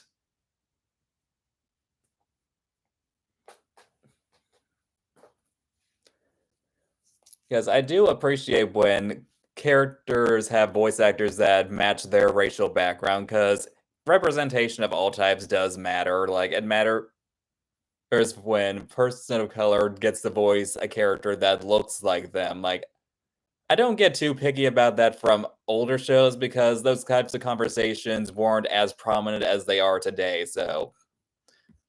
Oh, thank you. I kind of did something similar with Missy on Big Mouth, except she's biracial. And first the white girl voiced her, and then the black girl who voices Envy Envy? from Inside Out. There's a black girl. She's voiced by a black girl? I did not know that. Yeah, she voices Missy on Big Mouth. Let's see. Do you think there'll be anything good about the Winx Club reboot? And is there anything you would have liked to see changed or improved from the original? Well, to answer the first question, maybe there'll be something good in the Winx Club reboot. That remains to be seen, but so far, I'm not looking forward to it. Like, I see that there is a female specialist, which I do like, and I'm hoping that there will be some male fairies, because that's definitely something that I feel like the original show was lacking. I do feel like that's something that I would have changed about the original, like allow some male fairies. I mean, like they have some male staff members, so I feel like they can have some male students as well. It shouldn't just be an all-girls school. And like, why put them in a box? It's like fairies are girls, witches are girls, apparently. Like, are there any male witches? And what about male magical users? Like, I know Naboo is a sorcerer, and he seems to have powers over healing and illusions. But I feel like that's something that could have been improved. And because, like, why can't boys be fairies too? Like, I identified more with the Winx Club girls growing up than I did with the specialists, but I guess I'm not supposed to identify with the specialists since they're just the girls' arm candy with their own, even though they have their own personalities. And there's probably other things I would have changed, like, but I can't think of them off the top of my head. Like, for one, I definitely would not have let Naboo die, but I don't really count anything past season 3 of Wings Club to be canon, apart from maybe Secret of Lost Kingdom and semi-magical adventure. What's your opinion on reality TV shows? I hate them. Like, they're just it's just a bunch of trash, in my opinion. Like, quality is very important to me. Like, there are times that I will watch something just to laugh at how bad it is or just to see how bad it is, but reality shows are just trash for me. But there's so many pretty people in fashion. Well, there's also pretty people in fashion and things that are actually good. Yeah, my wife likes to watch reality shows with her mom, and I just don't get it. Like, it's trash. It's a bunch of idiots acting dumb, which I guess it's entertaining for some people, but it's just not for me. Oh, hey, Bobby. Glad to have you back. I am again. I love your autistic analysis on characters. Yeah. Characters. Yeah, my wife is autistic as well. Like, we're an autistic couple. I'll be right back, guys. I'm gonna go use the bathroom real quick. And sorry that you have to hear her flushing. Our bathroom is right next door. It's literally right next door. Hi, I'll be taking over. How's it going? Scare them off, honey. What? I am so pretty. They'll just look at me. I'm just joking. All right. So, does anybody here watch H2O or Mako Mermaids? My favorite place to shop? Like Amazon. Okay, technically that's an internet place, but actually as for shoe shopping, I actually go to Nordstrom's Rack because I've found shoes in my size because I got big feet. They're like size 12. So I found some pretty good shoes, and my brother is like 6'7", and he wears like a size 17. Yeah, Ricky's awesome. And then there's Emma, who I think got the worst love interest ever. I'm sorry, but she did. And then there's Cleo, who I thought was the prettiest. Mainly because I love brunettes, and I love the fact that her eyebrows were visible underwater. You hate Ash? What about Byron? Did you like Byron better with Bob?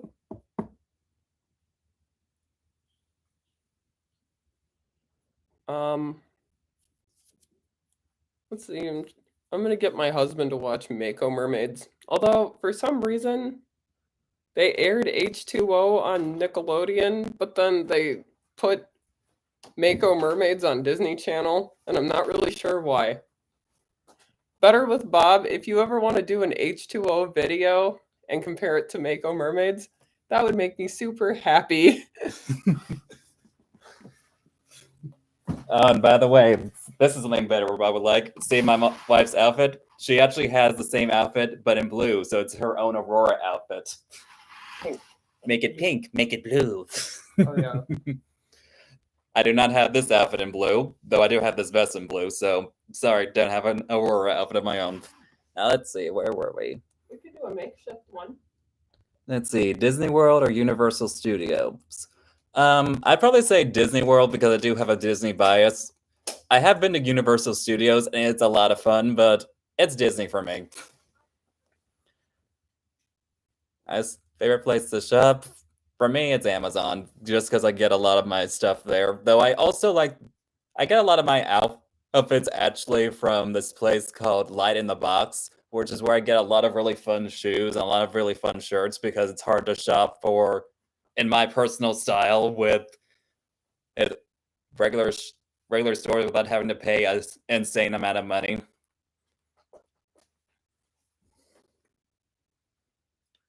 What's your favorite book types? I'm definitely a fantasy type. Like, I actually do have a book from one of my favorite YouTubers, Unicorn of War, which I believe is somewhere in that case. Because we have a bookcase. Yeah. It's in there somewhere. along with some old VHSs that I brought, because I still have some stuff that's back in Kentucky with my parents, because I couldn't fit everything in my car. So one day I'm gonna have to drive down there and get the rest of my stuff. What male characters have style you like? Definitely Sabrina's Quizmaster from Sabrina the Teenage Witch. Like, I definitely love a lot of his outfits. I would wear a lot of his clothes. Like, I actually do wear a lot of clothes similar to him, more so when it's colder, because I do prefer longer sleeve outfits. Like, the only critique I tend to give with his outfits is they need a vest, because I do love a vest that's buttoned up. And probably any character that's played by Billy Porter, because Billy Porter has such an amazing style. Like, I love it. Did y'all see the fan-made trailer for a H2O reunion movie set to Aquilio's silhouette? It's so good. We'll have to check that out.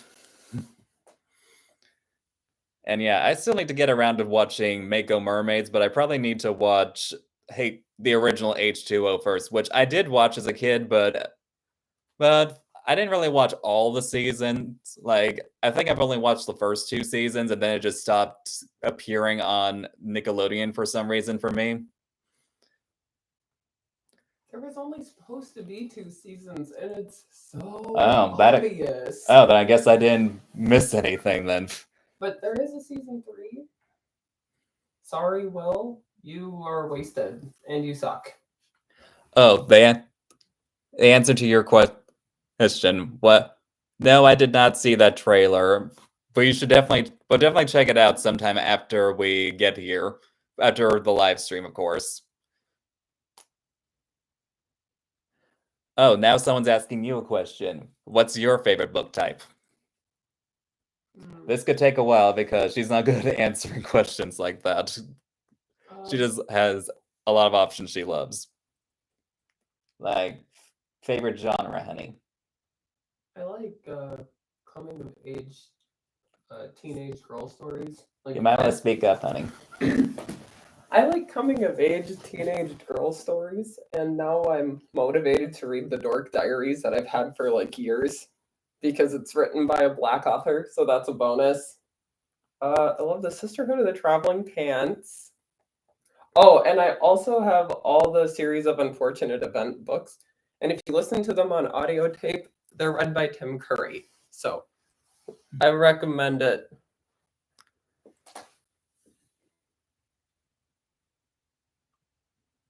Oh gosh, yes, I did hear that, but I managed to put that away from my memory. They're making a live action My Little Pony movie. Like, no thank you. One of the things that was great about the show is its animation, especially with how creative they would get with Pinkie Pie's animation.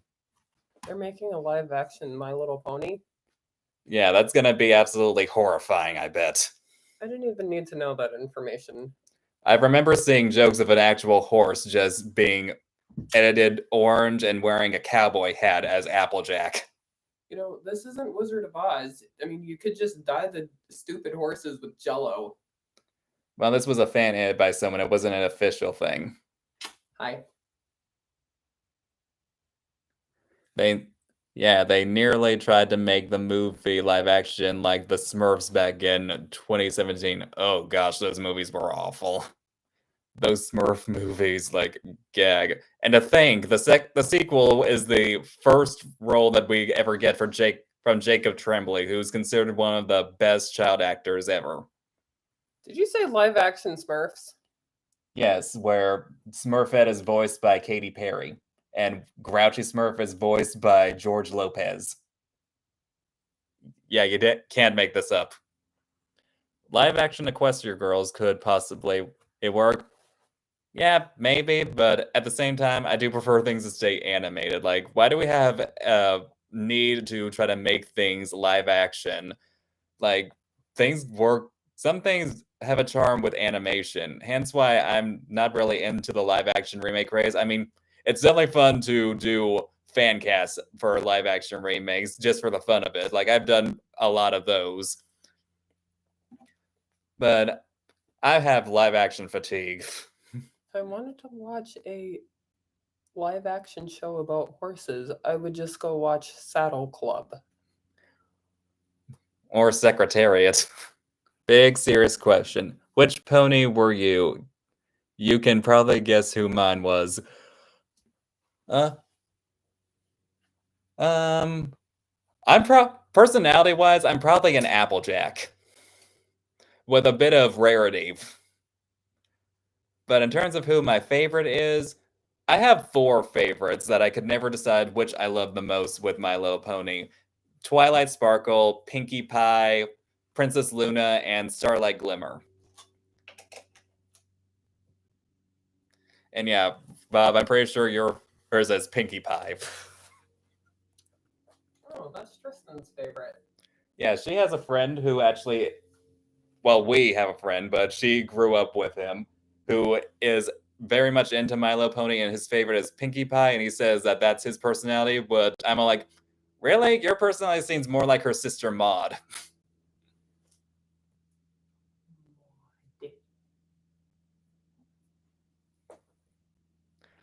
Wow, one of her favorites is Princess Cadence. That's surprising, considering people tend not to like her very much, but I do love people who are contrarian. That's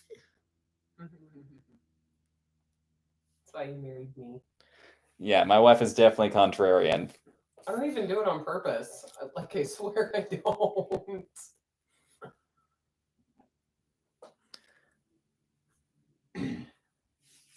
Yeah, I definitely need to. Yeah, Cadence is definitely a badass, and I definitely loved her debut in that episode, in the wedding episode, where it was very much Little Mermaid. Like, if you guys have seen the episode, you know what I mean. This Day aria, like, oh my gosh, that song is among one of the best, if not the best. Maybe that should be the next series we watch. Yeah, but I think it's on HBO. Oh, I just thought of another Disney unpopular opinion, and I'm sorry to anybody who likes the show. Gravity Falls was rough. Well, the first season was rough. Like, we recently watched Gravity Falls, and we were not big on it. Like, it's by no means awful. It just wasn't our personal cup of tea, but we watched it because we know it influenced all of these shows that we've loved, like The Owl House and Amphibia and DuckTales and the DuckTales reboot. And we feel like it walked so they could run. Like, there are things we don't like about it, and I won't get too into it, but it was just not my thing, and personally, Mabel annoyed the hell out of me. I know she's a very popular character, but I couldn't stand her. Like, she actually made Asha from Wish look like Megara from Hercules by comparison. Just mentioning the name Wish makes me depressed. Did you read my other message? Which message is that, Emily? Let me try to see if I can find it.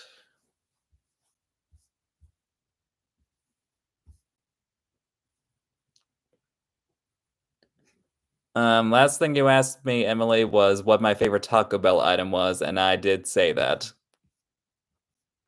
Unless your message just disappeared. Mine's a crunch wrap. Yeah, I already told him about my basic. Oh, apparently that was what they wanted. Okay, then. That was the question they were referring to. I like pizza with pineapples.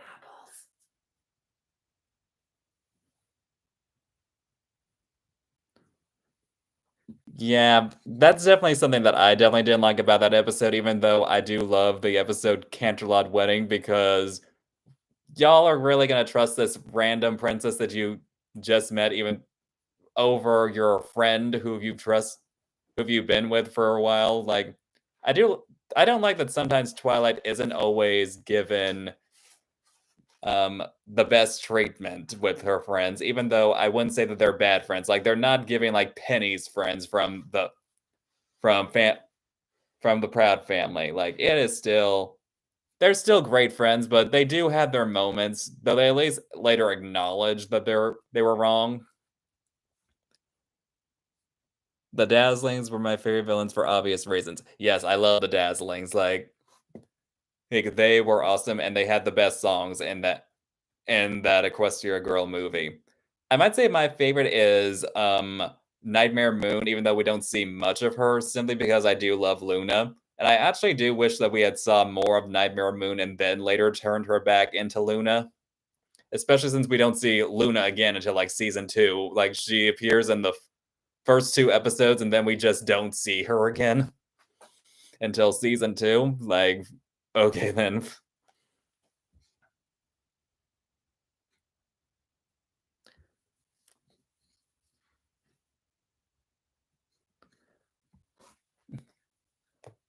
Oh, and since there was mentioning of the Dazzlings, oh whoa, you didn't know that you fell. Oh whoa, now that you're under our spell, blindsided by the beat, thumping your hands, tapping your feet. Yeah, I butchered that. You didn't know that you fell. Oh, now that you've fallen under a spell. Oh.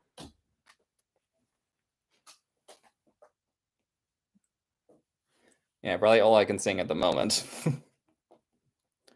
Listen to the sound of my voice. Oh,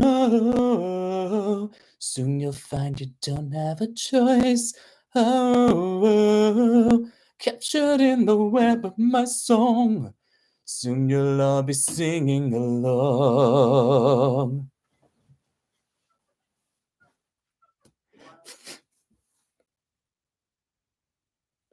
Oh boy, boy band version of the Dazzlings.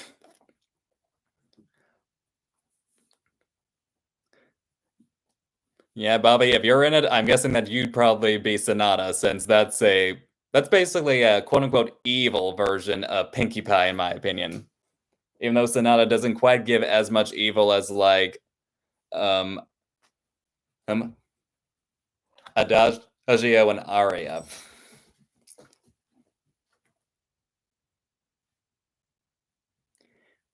Told you someone would give them a shove. She didn't shove them, she pulled the lever. Ugh, go back to sleep, Sonata. Oh yes, that's relatable. Taco Tuesday. I like loaded nachos.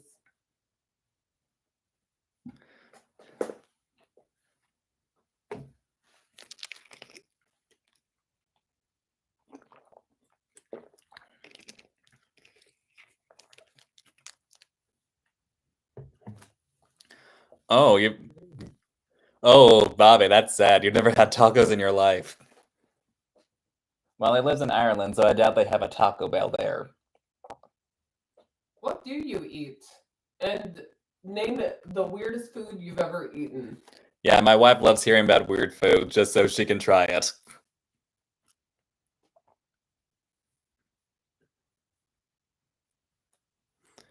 Well, Bobby, if you ever come visit here, then we'll definitely make sure you have tacos. In fact, I'll probably make them myself. Although, probably won't be able to visit considering you're afraid of dogs and we have one. Though we can always put her in the kennel. She's extremely friendly. She's just very hyper. Yeah, it's very hyper, but loves people. And she's actually bred for her senses and how friendly she is. That's why like poodle pointers exist. Yeah, that and because people love hunting. Oh, when I was 17, I came up with a triple-decker sandwich, 1 layered of peanut butter, 1 layer of chocolate spread, 1 layer of salt and vinegar crisp, and or chips, as the US calls them.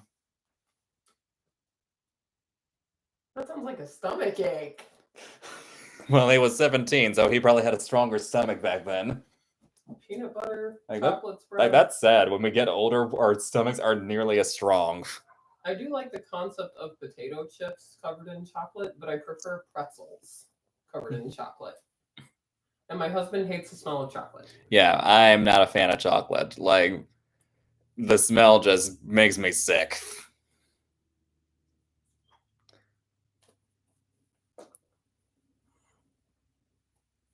that's a very annoying item to work with when cooking. If you Wait. use chocolate with cocoa butter.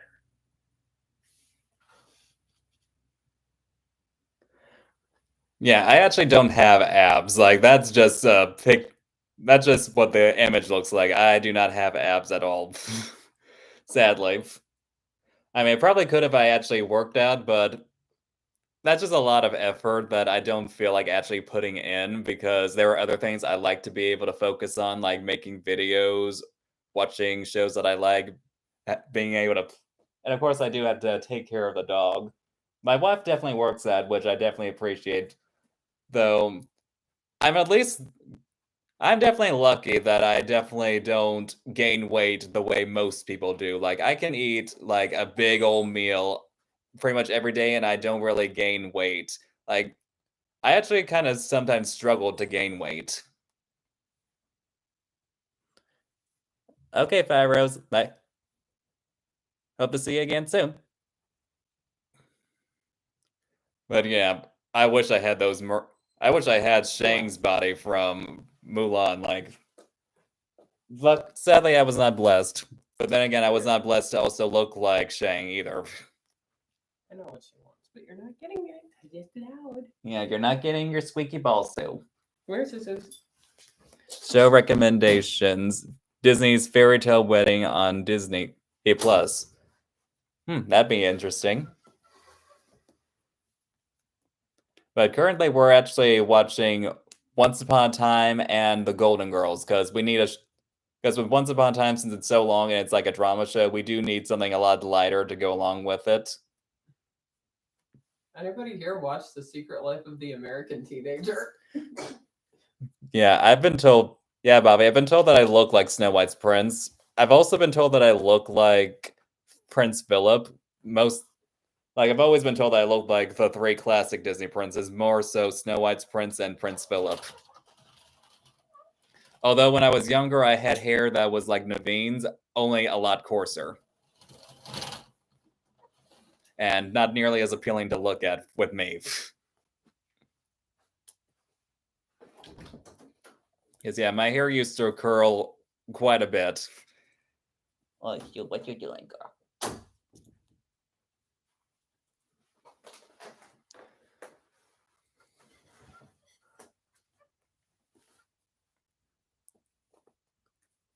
Any other questions, y'all? Because, trust me, I'm not shy about answering. Once when I was 20, someone very drunk came up to me and said, "Man, you were shit in the Amazing Spider-Man." So they mistook you for Andrew Garfield? That's definitely a compliment. Because I feel like Andrew Garfield definitely has the perfect look for Peter Parker. The movies have their flaws, but I wish they had gotten to actually commit to it before moving on to the MCU. Weirdly enough, I had bleach blonde hair at the time. It's very confusing. Yeah, that is confusing. Because it sounds like you would have been more confused with Barry Allen from Flash. Even though the Barry Allen that I tend to think of doesn't have blonde hair. Great. Which Wings girl's powers would you want? Probably Aisha's, because I'm a water guy. Even though I know Aisha's powers aren't just limited to water, it's like all liquids and such. But although I feel like Musa's would also be really fun, as well as Tekna's. Well, actually, all their powers would be really fun, but I'd probably go with Aisha simply because, I love the water.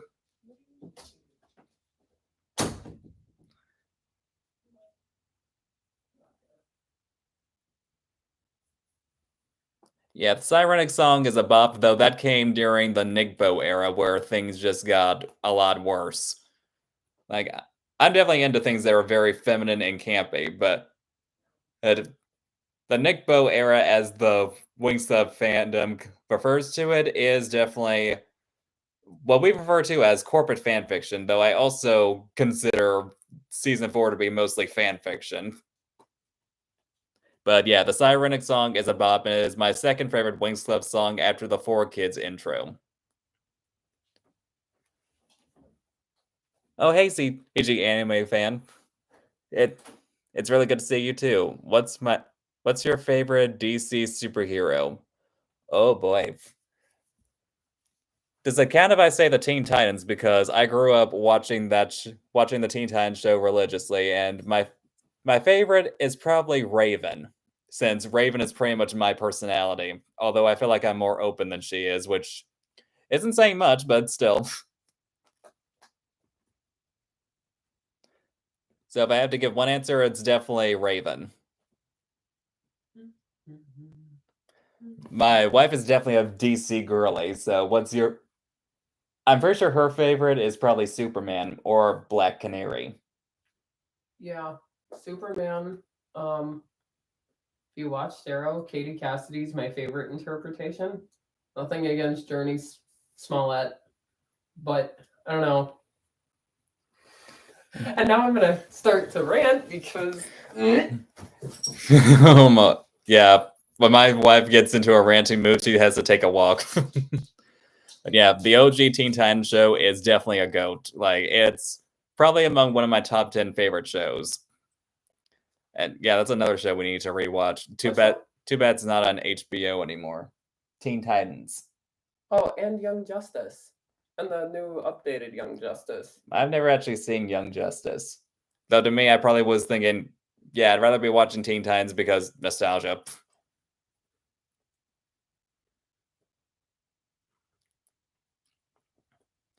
And yeah, it's weird for me to see Cyborg with the Justice League because it's like, I grew up seeing him with the Teen Titans. I do not think of Cyborg when I think of the Justice League. It's also just weird to see someone other than Jon Stewart. But if you had to adapt a white Green Lantern, you couldn't have done Kyle Rayner or somebody else. You had to go with Guy Gardner. Yeah, Bobby, I get my DC knowledge mostly from my wife. And she doesn't always have the best knowledge. So any other knowledge tends to be from the internet. So I might have to check out your friend's content just so I can learn more about it. Sounds good to me. I like the Zack Snyder cut of Superman, or Man of Steel, and Batman versus Superman. I What? know. I like the Zack Snyder cuts. Yeah, I've seen that movie once and it was terrible. Oh no, they're gonna stop fighting because they both had moms with the same name. Oh. It was a PTSD moment for Batman because the last thing he heard was his dad yelling, Martha! Also, Okay, another question. Favorite Batman villain? Does it count if I say Catwoman? Considering I know she's more of an anti-hero than a full-blown villain, even though she's categorized as a comic book villain. But if I had to choose someone else, it would probably be Harley Quinn. But I love Catwoman, and the best version of Catwoman is definitely the Michelle Pfeiffer version. Like, even though it takes away a lot of her backstory from the comics where she grew up of an orphan on the streets or something like that, it was definitely... I definitely do love Michelle Pfeiffer's because she is definitely the most memorable of all the performances, even though I also love Eartha Kitt's version. I like Red Hood, who was the second Robin, Jason Todd. And he kind of lights into Batman about not killing Joker because he comes after Joker. I mean, I would too if somebody beat me to death with a crowbar. Yeah, Alexis Weber. Missed quite a bit, but don't worry. Anything that's happened will still be in the live stream, will be posted, so you'll be able to look back and see what happened. Like, I've talked about the book that I plan on writing in a very messy summary because that's what I'm like when I don't have a script. I've done some singing. I've answered some questions.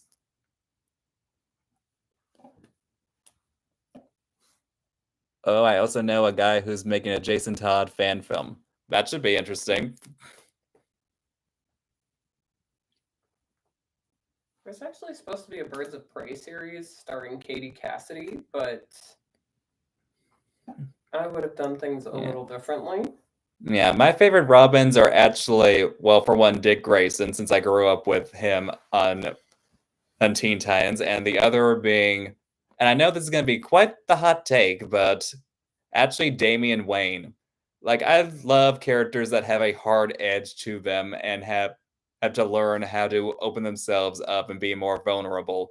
Plus, he kind of reminds me of a boy version of Azula from Avatar: The Last Airbender, only, he actually gets to have some character development and not just be a villain, even though, and that's not a slam against Azula because I love villains. Like, there's just something really enjoyable about a character who stays a villain, even though I wouldn't mind her getting a redemption. I just wish the creators would stop teasing us with that idea and then backpedaling. But yeah, I definitely love Damien and Dick Grayson. But yeah, I've got to make that specific. What's your favorite What's your favorite Wings girl? I assume you mean of the 6 main girls, because if it's my favorite character in general, it's definitely Icy. But my favorite is definitely Aisha, and I do plan to one day do a video explaining why I think she's the best Wings Club girl. Because it's a very personal thing for me, because much like Aisha, I've always struggled with making friends and maintaining friendships. Like, that's something I've always struggled with, and I still struggle with. Like, I'm trying to do better, but it's a process. But yeah, Aisha is definitely my favorite. And my second favorite would probably be Musa, since she's very snarky, and I love snarky characters since I'm a snarky asshole. Oh yeah, the omelet rap from the 4 Kids Zip. Go little omelet, spinning like a DJ, like it's a birthday, like you got the biggest fan, gonna serve you over the ham now. Only music can make a rap about an omelet iconic. Yeah. Plus, it's held by the iconic Lisa Ortiz.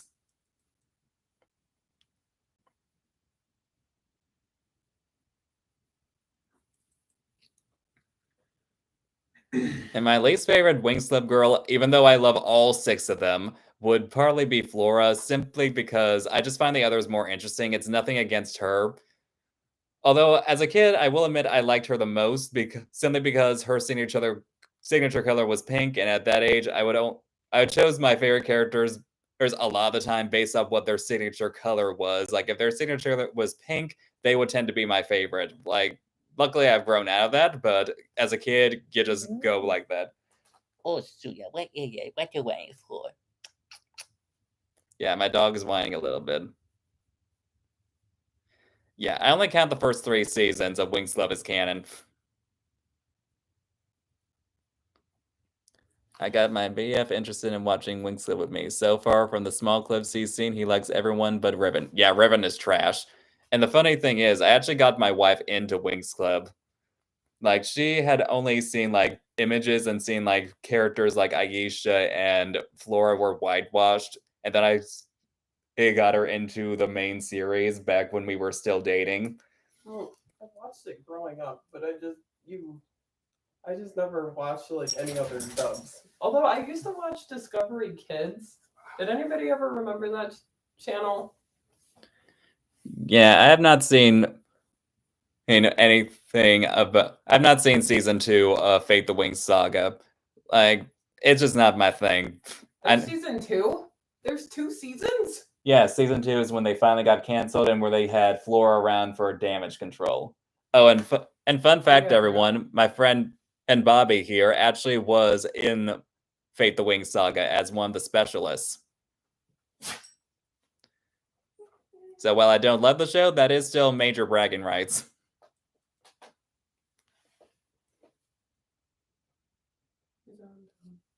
Well, I gotta pee again, because unfortunately Gatorade makes you have to pee faster. Yes, So I'll be right back, guys. I'll be entertaining you, because I'm entertaining. Actually, I don't know if I am or not. Alright. Does anybody remember the show Flight 29 Down?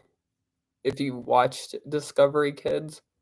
I never watched it, but it just looked like it's basically like a child's version of Lost. And it has like Corbin Blue in it. Or what's that show with Sarah Paxton? Her name was like Darcy or something. I grew up watching Saddle Club. Like, I asked my husband if he watched it, and he's never seen it. Then I watch like a lot of shows he's probably never heard of. Like, I'm trying to get him to, you can't have your ball. She likes her green squeaky ball. And then, oh yeah, I grew up watching Degrassi, which is made by the same people who made Life with Derek. So if you've watched Life with Derek, you will probably recognize a lot of people from Life with Derek and Degrassi, or vice versa, because it's a Canadian show, and so is How to Be Indie and Naturally Sadie. Oh, and like the only Australian shows I've ever watched were Saddle Club. Although people say that they didn't want the audience to know that Saddle Club was filmed in Australia, even though it was kind of obvious because everyone had an Australian accent. And what's the other Australian? Oh, and Life with Derek. No, that's Canadian. H2O and Mako Mermaids is also filmed in Australia.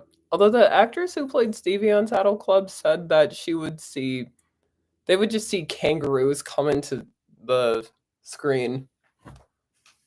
So there's your fun fact. Yeah, my wife is full of fun facts. Like, I'm not exaggerating when I say she's a quirky girl. Oh, we got stuff we can't find that show anywhere. It's on YouTube, honey. Good, because it would not be on Disney Plus. Yeah, even though it was aired on Disney Channel back in the day. But none of the Canadian shows are on Disney Plus that aired on Disney.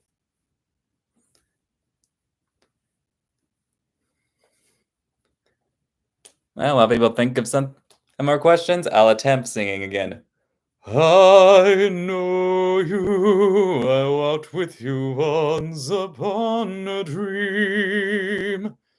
I know you, the gleam in your eyes is so familiar to gleam. And I know it's true that visions are seldom more they seem. But if I know you, I know what you'll do. You'll love me at once, the way you did once upon a dream. Oh, thank you, Alex. I mean, Alexis, sorry. If Riven has a Twitter account, he would get canceled for stuff. Yeah, he would definitely get canceled, and rightfully so, because Riven is a trash character. And that's definitely something I would change about him if I was doing Wings Club. Like, I mean, I wouldn't make his personality totally different, but I would actually have him grow and change, and actually give him a backstory to explain why he is the way that he is. Because, plus, as you can tell from my video about Disney's jerk heroes, that I'm not a fan of the whole jerk archetype. And yeah, I wish that video had turned out more successful, but because currently the only videos that get a lot of better reviews are my Wings Club videos, but hopefully that'll change sometime in the future. But I was hoping that video would go viral, but that was wishful thinking. Let's see. Thoughts on the total drama franchise. I actually stopped watching after season 3 because it just was like the first season was definitely my favorite. The second one was a lot of fun, but I did hate that my favorite character, Bridget, was the first booted off along with Jeff. And there's a lot of messy things going on there. And season 3 was definitely a mess, but it was still enjoyable. But after that, I honestly lost interest. Let's see. Do you have a favorite film of the films so far? You mean the films released this year or in general? Because I've stated before that my favorite movie is actually a tie between The Wizard of Oz and The Little Mermaid, the animated Little Mermaid, that is. Yeah, Bobby, I still call it Twitter too because I refuse to call it X.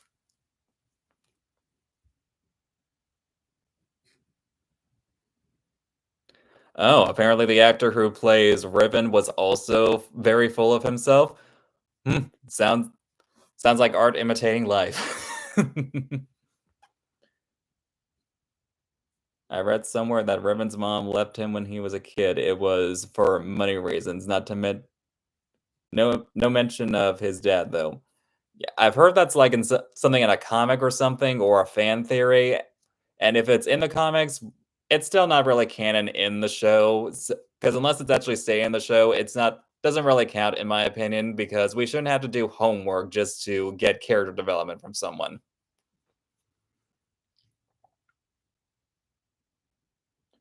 Favorite film of the year.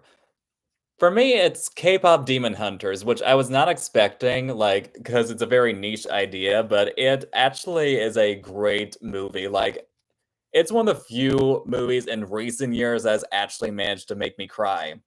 Because there's very few films in recent years that have made me cry in, like, the past 10 years. Like, there's Coco, I guess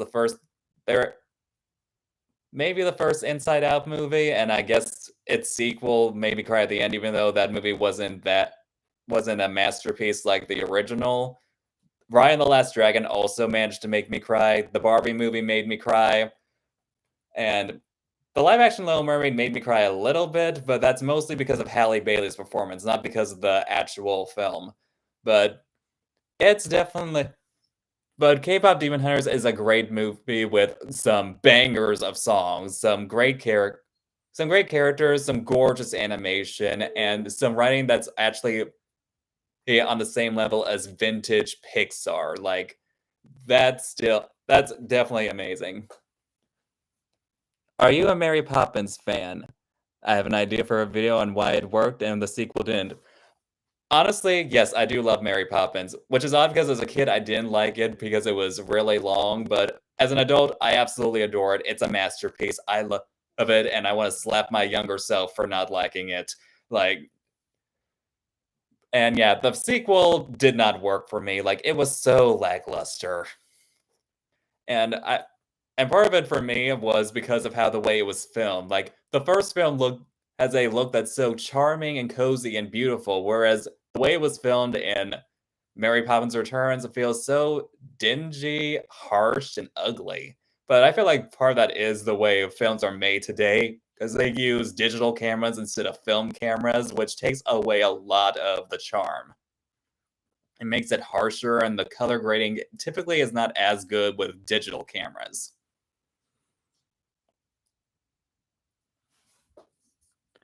Wasn't mentioned in the show or comics. It was something I had to dig for. Apparently, there's many facts about the specialists that just aren't mentioned at all. Again, we shouldn't be having to do homework for a show. That's something they should be actually including in the show if they wanted to count as canon. I'm going to see the Bad Guys movie tomorrow, aka the most anticipated movie of the year. I haven't actually seen the first Bad Guys yet. Like, in fact, I actually didn't know that the first one existed until I watched like Modern Girl's video on why Aquafina needs to stop being doing voice acting in animated movies, and yeah, I didn't know that it existed, so I had to look it up. And I haven't seen the movie, so I can't see the sequel yet, but maybe I will watch it, especially since the animation, while it's not, I wouldn't call it one of the most appealing looking movies, it definitely has a unique and interesting style to it, and I will definitely take it over the hyper realistic animation of CG movies nowadays.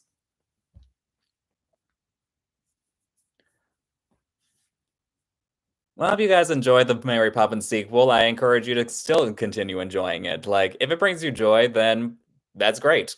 It just wasn't for me. Like, me and my wife watched it while we were on our Disney cruise for our honeymoon, and it just was so, eh. Not bad, but just, eh. At least to us.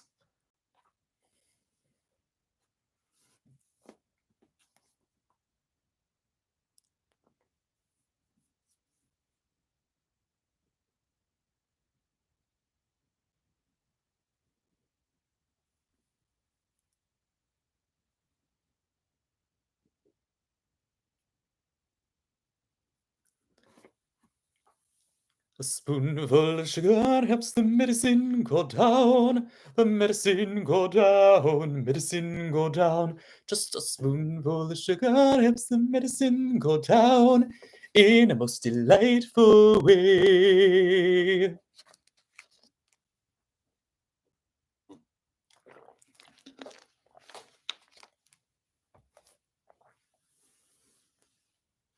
And you wish upon a star.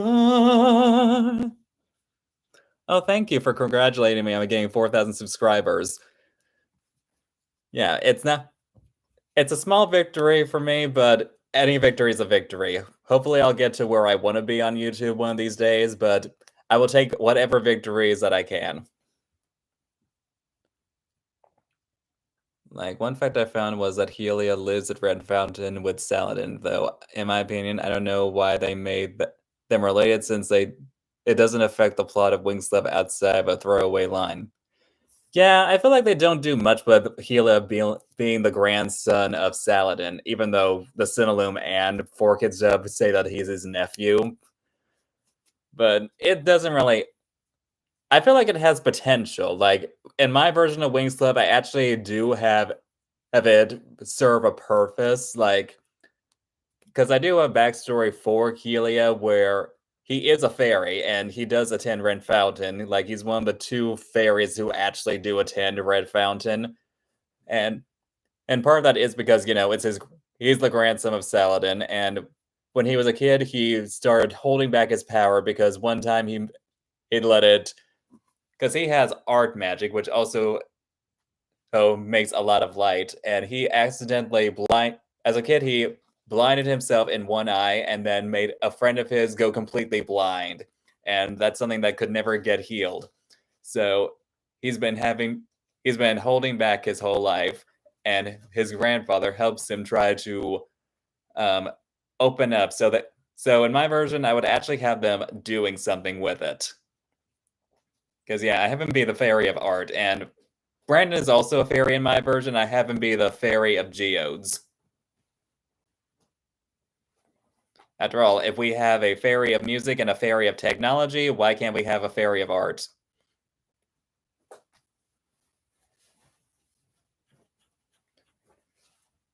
Magical flowers, digital powers, rhythms and tunes, the sun and the moon, magic shapes and shifting tides, and the fire burning deep inside.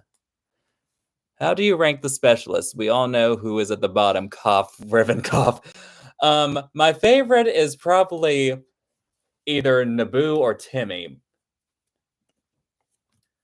Yeah, I think I'll go with Naboo. My favorite is Naboo. Second favorite is Timmy. Third favorite is probably maybe Helia or Brandon.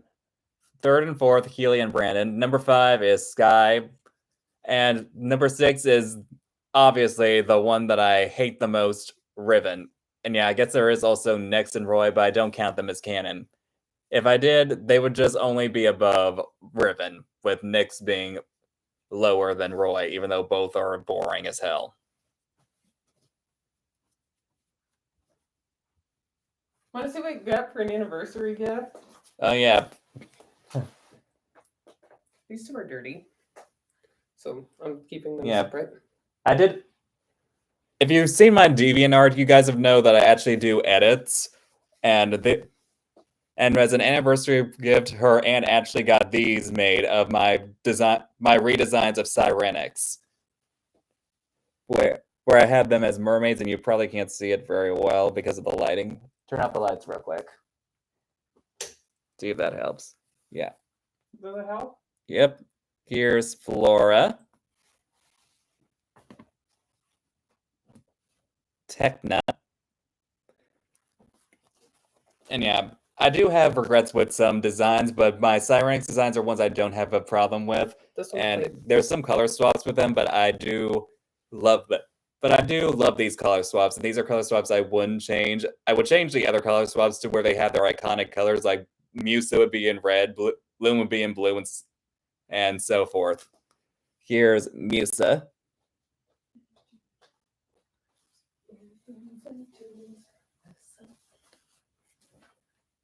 Snuff out the light. And Stella, where I have her in silvery blue because it's water and she's the fairy of the sun and moon, so I want her to embrace more of her lunar side.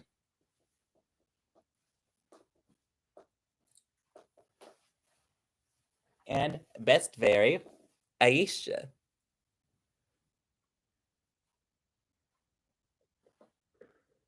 Yeah, you probably can't see this very well, but you can find them on my DeviantArt, which I do tend to link in my videos, like in the description box. And Bloom. And a lot of people don't like the way Bloom looks in red, but I love it.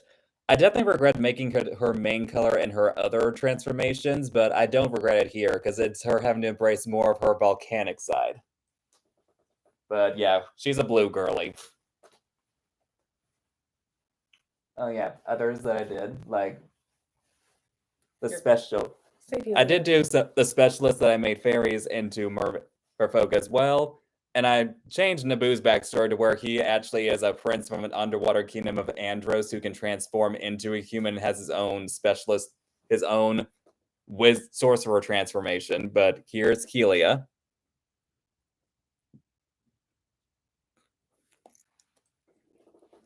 Snuff out the light. Here's Brandon. And yeah, I made his hair slightly longer in this form, because if the girl's hair can grow, so can his. And here's the most attractive specialist, Naboo.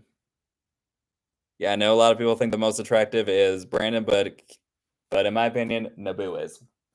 Oh, and I did do forms of tricks in a dark Cyrenics form where they're merged with sea creatures, but we only managed to get Stormy because these things are expensive, so maybe next year we'll be able to get Icy and Darcy. It's okay, I put them on my birthday list.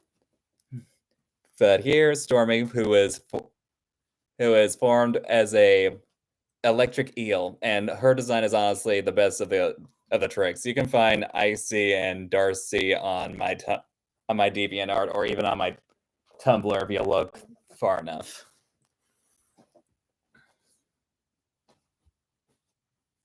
It's Musa's turn. Yeah, I know there is a form called a mermaid transformation called aquatics/mermaidics. Aquatics is definitely the better name. But it's just the girls' magic wings forms just as mermaids, and I wanted to make Cyrenics like its own mermaid transformation, where it is kind of like putting aquatics and harmonics into a blender, because that would just look so gorgeous. Since you're a big fan of mermaids, I'm wondering if you've seen Ruby Gilmore Teenage Kraken. I have seen it, mostly because I was in a hotel room with my brother-in-law and his son, who was 2 at the time and is currently 3, and it's not very good in my opinion. Like, the storytelling is very messy. You can tell that this had a troubled production history. The designs of the humans, besides, Chelsea, who is the mermaid, just look absolutely horrifying and make the sea monsters actually look more human by comparison, because that's how terrible they look. But it's not my thing. If anyone here enjoys Ruby Gilman Teenage Kraken, then keep on enjoying it, but it's definitely not for me. Like, it's not a very well-made movie, in my opinion.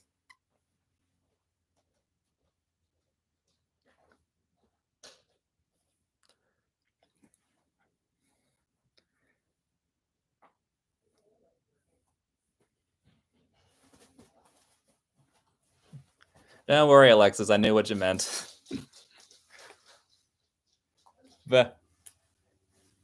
And yeah, there's a lot of videos that I do want to be able to do once I no longer have a storage issue, because it makes it hard for me to be able to record movies, to be able to have the clips that I want for the videos I do.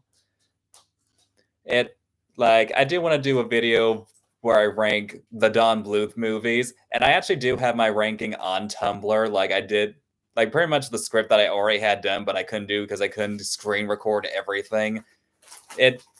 So basically the script of my video is on Tumblr where I rank them, but that's just so if you guys are interested in that, then you can probably find that on my Tumblr. But I also want to do my top 10 favorite Disney heroines, my top 10 favorite Disney heroes, a video about why I think Thumbelina is an underrated classic.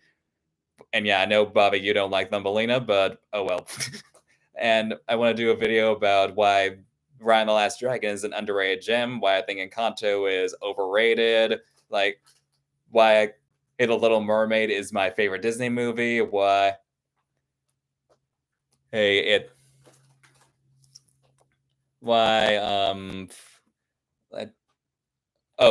The Wizard of Oz is a masterpiece. Like, even though I feel like my animated videos don't get as many views as my live action, unless it's like a live action remake. Hence why my video about my review of Wicked definitely did not do very well. Like, it didn't get past like 300 views, I think. But back to this. I actually had ideas for a very Wings Equestria Girls Once Upon a Time inspired series years ago, complete with transformation sequences. That definitely sounds like something that would be right up my alley. Which Wingslip comic transformation is your favorite and least favorite? My favorite would definitely be Aquatics, just because, and yeah, it's just the girl's magic wings forms, but in mermaid form, but it's so damn gorgeous. Like, it is, and plus, I'm a sucker for anything mermaid. As for my least favorite transformation, I think I just revealed what it is. The magic of food, where the girls actually have transformations inspired by food. Like, oh my gosh, how is that real? Like, Look, I love food, that is, not that much. Like, that is ridiculous. Like, the designs of it don't look terrible. Like, it's nice looking, but the magic of food, like, that is just so damn stupid. Like, oh my gosh. That's one of the reasons Stella is one of my favorites, is because she's a fashionista and a foodie. Yeah, that's something that makes Stella unique. Like, she's a hyper feminine girl who you would think would be someone who watches her weight, but she's actually the foodie of the group, which helps make her a very unique character. Like, I love when characters definitely subvert expectations. It's definitely a very interesting thing to do, and I definitely appreciate them making the most well, her and Flora are both hyper feminine, but Stella tends to be hyper feminine in the more what people refer to as superficial way. But the fact that she's the foodie of the group actually is actually something that makes her a very compelling character, in my opinion. Makes her more layered, because she does things that aren't typical are typically shown for characters like that.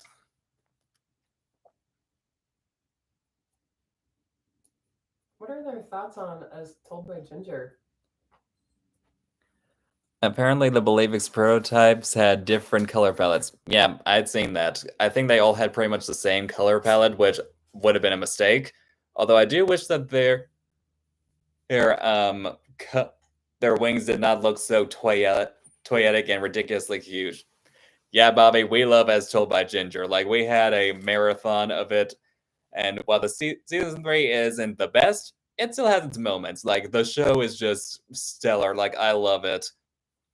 Yeah, who would have thought the blonde white girl would be my favorite character? Yeah. Oh yeah, I love Miranda's line. Let me pretend I care. All right, I'm done. Oh yeah, that's another video I definitely want to do when I have more, when my storage issue isn't bugging me anymore. Like, I definitely want to do a video all about As Told by Ginger, because it is amazing. I absolutely love it. Oh yeah, when Miranda cackles and terrifies children. Another awesome moment of her laughing is when she's auditioning for the play and is doing a totally evil, insane laugh, and the teacher said, "What in interesting interpretation of Glinda the Good Witch. Like good witch. That's her being a good witch. What's her attempt at being evil? Oh, my favorite interpretation as what's it called? The theme song is the one sung by Macy Gray, and then the second favorite is sung by Cree Summer, Miranda's voice actress. And my least favorite, I'm sorry, Ginger's voice actress, Melissa Disney, but ugh. Yeah, sounds about accurate. Oh, Ye, and also you have Ginger all should- lost ye stupid minds. I am innocent. Yeah, she's as innocent as a newborn baby. A newborn baby that was born to demons. So Ginger should have ended up with Orion, and Darren should have ended up with Simone. Yeah, we were not a fan of Darren and Ginger's romance. I always felt they worked better as friends. But in all honesty, the best character in that show is definitely Lois. Like, I love her. I don't plan on becoming a parent, but I feel like if I was a parent, Lois and Lisa Landry from Sister Sister would definitely be what I'd be like as a parent. You know, if I actually had the skills to be a parent. Also, her bathroom is bougie black girl coated, especially with her hair products. And I mean that in the best way possible.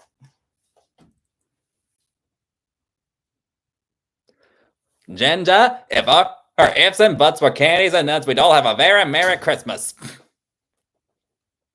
I love this line when she's watching a news report about a escaped insane person, and she goes, "Hey, put it into Lord her jogging suit, and you'd have Joanne Bishop."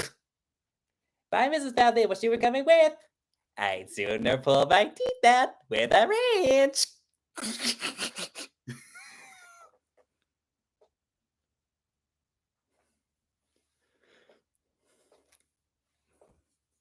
Do you think Robert Carlyle could play the Joker? Oh, absolutely. Yes, I would pay big money to see Robert Carlyle play the Joker. Like, oh my gosh, that would be so amazing. I would love that. And while we're on the subject, I also would love to see Lana Parrilla play Poison Ivy. Like, she just has the vibe. I remember seeing a video of the Arkham Asylum games where we got to Poison Ivy, and someone said that this version had a voice that reminded them of Lana Parrilla, and I'm all like, oh, maybe Lana could play Poison Ivy. Sorry, Rebecca Mader.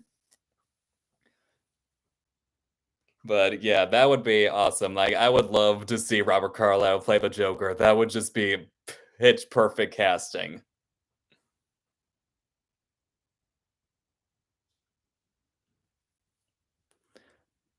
I feel like no one's gonna top like Margot Robbie as Harley Quinn. Well, you know, apart from her original voice actress, who's always gonna be Harley Quinn. And fun fact, Margot Robbie said she absolutely hated the costume she wore on Suicide Squad. She said she wanted to be in the Jester costume, which she did get to be for a brief moment. But yeah, I'd be disappointed if I were her too.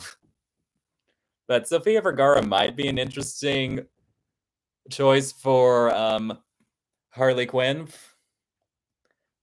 Like, it definitely would be different from people are used to. Although you do know that people would definitely be coming after her being like, woke agenda this, blah, blah, blah. And yet they never acknowledge that they've been giving us conservative agenda for years. Yeah, many moments from his performance as Rumpelstiltskin was giving what Joker would be like. That was not poison. That was the antidote. Antidote? Antidote for what? But for the poison, of course, for what he took yesterday. I didn't give it to him. But why not? We had a deal. Val, you can't go with this beast.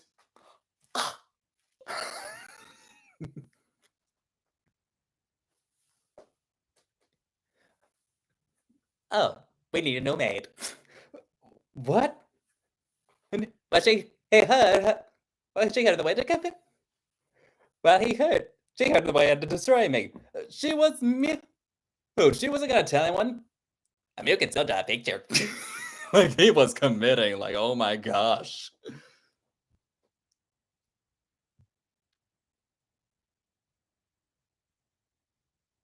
And now my wife is in the chat, even though she's in the next room.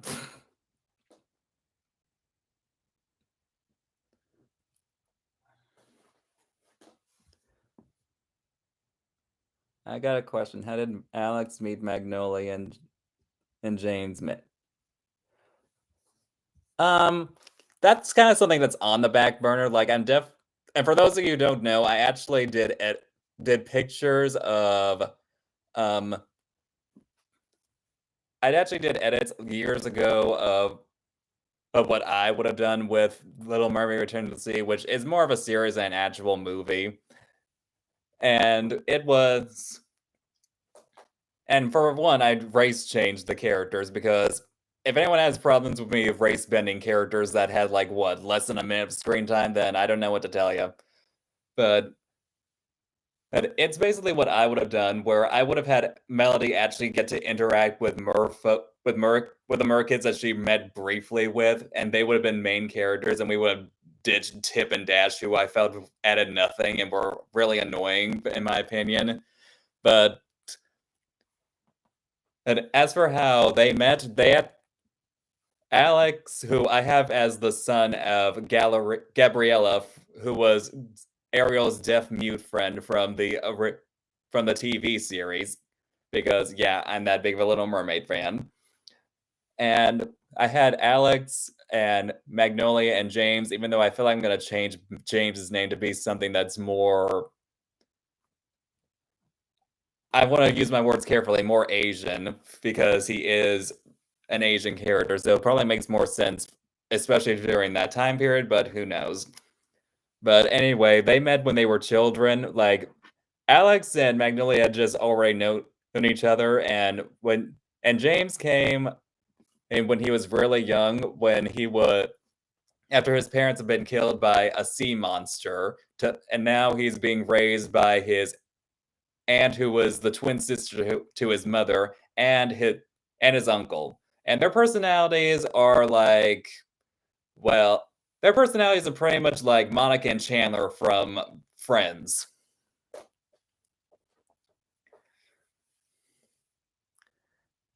And did you like the Little Mermaid sequel? Yes, I actually do like the Little Mermaid sequel, but a lot of that is nostalgia, and I don't think it's a bad movie. Like, it has its own merits, but it's a movie I love, but I admit that it's not a great movie. I think it's good, and it's one of the better Disney direct-to-video sequels, but it's not a great movie. It's not a masterpiece, and I feel like it's not living up to its full potential. I adore Melody. Like, she's just as good as her mother.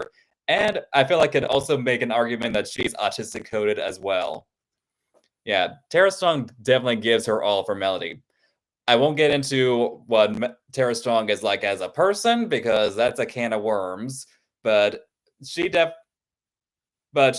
knows her craft, and she is definitely someone and definitely knows how to bring a character to life.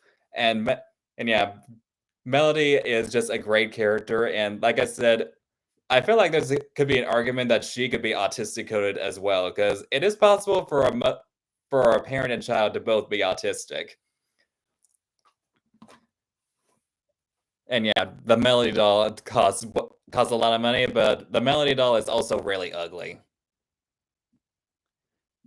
Yes, Alex, Magnolia, and James have heard Ariel's story, and yeah, Alex is in my version, is the son of Ariel's friend Gabriella, so of course he would know the story. And it's the daughter of it's the daughter of their king, and their parents would have been at the wedding, so it's definitely not. So they definitely would know Ariel's story, but they definitely wouldn't recognize Melody at first because for one, they're the same age as her. Like, they would have been born, I believe, around the time, but for one, Alex wouldn't have been. No, James would not have been anywhere near there at the time since he would have been traveling with his parents when they were still alive. But Alex and Magnolia would have been too young to remember anything, and I feel like Triton would be trying to keep that part a secret just because he doesn't want to be reminded of how he can't see his granddaughter Oh, and in my version, I actually give King Triton other grandchildren because it makes no sense that Ariel is the only one giving him grandkids when he has like 7 kids. So yeah, they all have their own kids, and there actually are kids that are older than Melody. Like the oldest is actually Aquata's children, who are twins, Poseidon and Athena. And yes, Athena is named after their is named after her Triton's wife, because that's one of the few things I actually do acknowledge about that terrible prequel movie.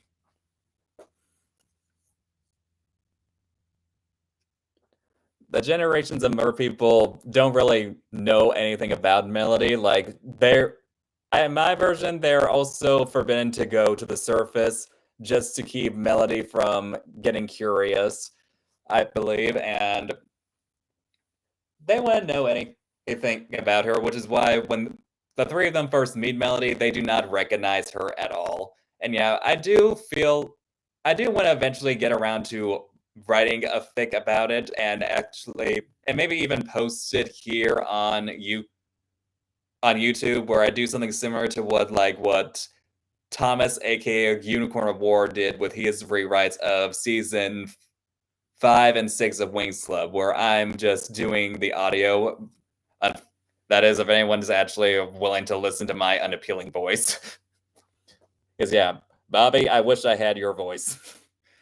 But anyway, I do that, and I do have the layout in my mind. Like, I've actually done role plays with my wife about this quite a few times. So it's not as difficult as like what me trying to do a rewrite of Wish is, considering I'm basically having to reinvent the wheel. Like, I have more to work with The Little Mermaid. Let's see. I hope I'm not the only one who is still baffled that Ariel is the only Disney princess to have a child after getting married. While considering the fact that the Disney sequels eventually ended after John Lasseter got his hands on them, I'm not too surprised, but it is surprising that she was the only one with a movie where she became a parent. Although, fun fact, Halle Bailey, who plays Ariel in the live-action remake, is actually the first of the live-action actresses to become a mother, so that's some nice bit of trivia for you. Although, in Halle's case, she had a boy. Let's see. Which Ariel dress is better, pink or turquoise teal? Design-wise, I do prefer the turquoise one, but color-wise, I prefer the pink because I'm a sucker for a redhead in pink. As Magnolia went into fashion shows, if you can and tell us how it all went, please. Well, she's a mermaid, so she hasn't really been to much fashion shows. Yeah, Hallie's definitely a very young mother, but that's definitely not slowing her down. Like, I think her son is already a year old now. And she had been hiding it. Like, when she was doing a joint interview with Rachel Zegler, where they were interviewing each other, she was hiding it with her clothes. Like, she was definitely hiding it and didn't reveal that she was pregnant until her son was born, which I feel like was a good choice.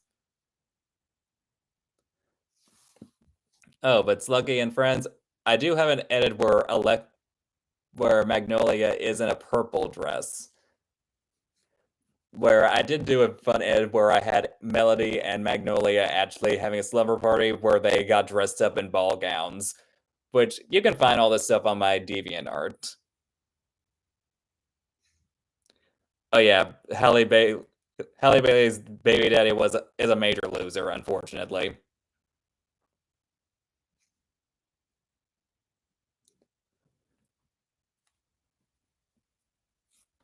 Well, they would have heard legend. How would they react when they find out that Melody is the daughter of Ariel? They'd definitely be surprised, but I feel like the bigger shock is Melody finding out that her mother is the daughter of the Sea King, which I do have her find out earlier on, like when she is underwater, and just because I feel like it's something that makes it easier where we're not having to deal with her doing some rash action because of her just despite her mother. Like, I give her time to where she's able to understand what happened. And I also give her a little brother named Merrick who looks more like Ariel, similar to how like Melody looks more like Eric. And his personality is more close to what Eric's personality is. Although he dresses sloppier because he's younger than Melody. But and But I like that because she gets to reflect on what her mother was like, and that and realizing that she did this probably for her own benefit, because for Melody's benefit, because she was trying to protect her for some reason, and realizing that her mother and her used to be close, and that maybe and while Ariel's definitely at fault here, like she's mostly at fault, and so is Eric. And I do allow Merrick to also be angry at Eric as well. But they just realize, but both of them do get to realize that they were doing this just to protect them.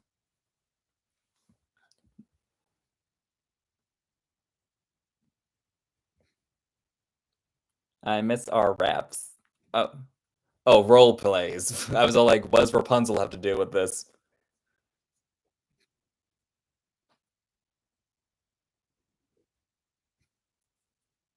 Fun fact, in Fantasia 2000, there was a scene where Oh yeah, I had seen that, and I feel like it was probably for the best that they didn't do that, because that probably would have caused a bit of a commotion.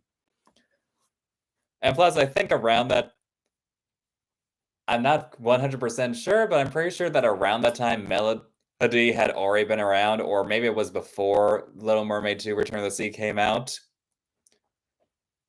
Plus, I feel like Aurora and Philip should have had twins, because that wasn't the original fairy tale, and I'll leave out some details about what happened in the original fairy tale, but if you know, you know. And same with Rapunzel and Flynn. I mean, Eugene. Like, they would definitely have twins, since that was in the original fairy tale.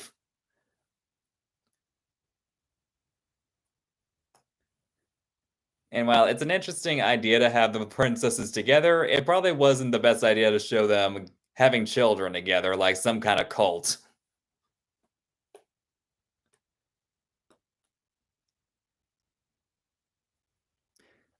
Yeah, sometimes I wish I didn't know the original endings of the original origins of these stories, but what can you do?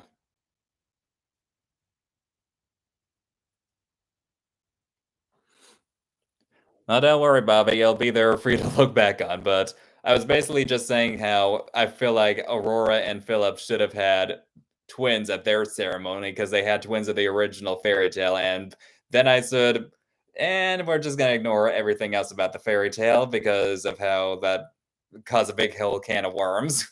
Something I'm not going to go into detail about because, you know, YouTube is an asshole when it comes to what you can talk about. And how I feel like Rapunzel and Eugene would also have twins because it was in the original fairy tale.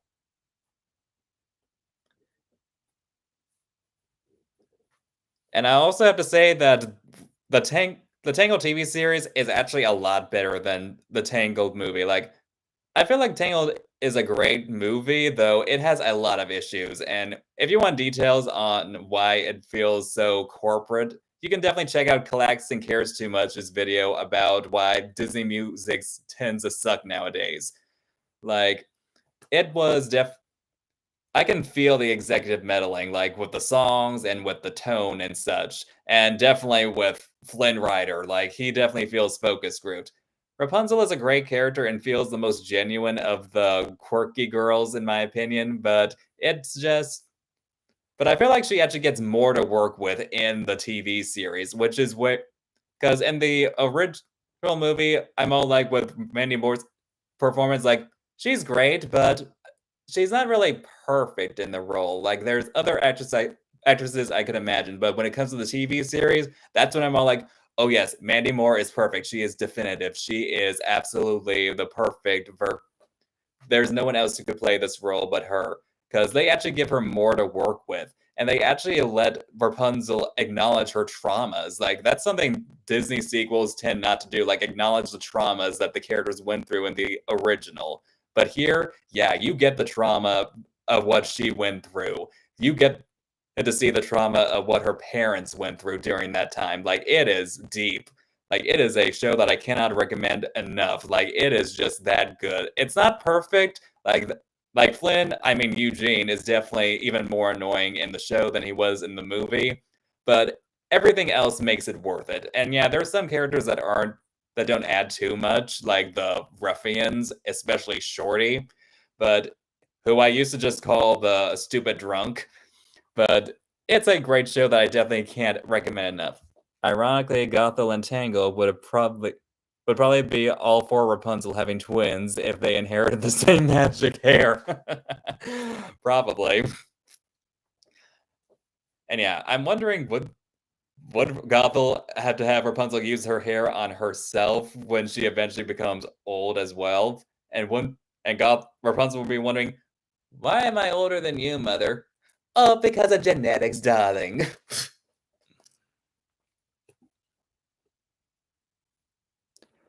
How would Melody meet her friends for the first time in this version? They'd meet the same way in my version. It's just something, but I would have dialogue go differently. Like, she would still stutter to say what her name is. I'm Mel, and Alex would be all like, "Hey guys, meet Mel," and Magnolia would think that her name actually is Mel, and James would be the smartass, being all like, guys, I don't think her name is actually Mel." And Magnolia says, "What makes you say that?" She'd be like, first of all, Mel is not a real name. And secondly, she's wearing a necklace that says Melody.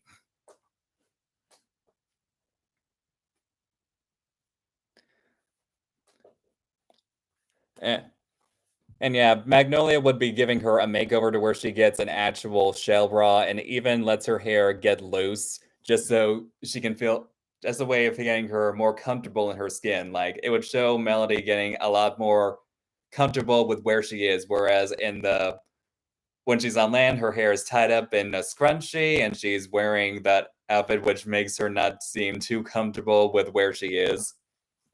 I once saw Tangled fan art that had Gothel holding Rapunzel's severed head and her hair still worked. Oh my gosh, that's so damn dark.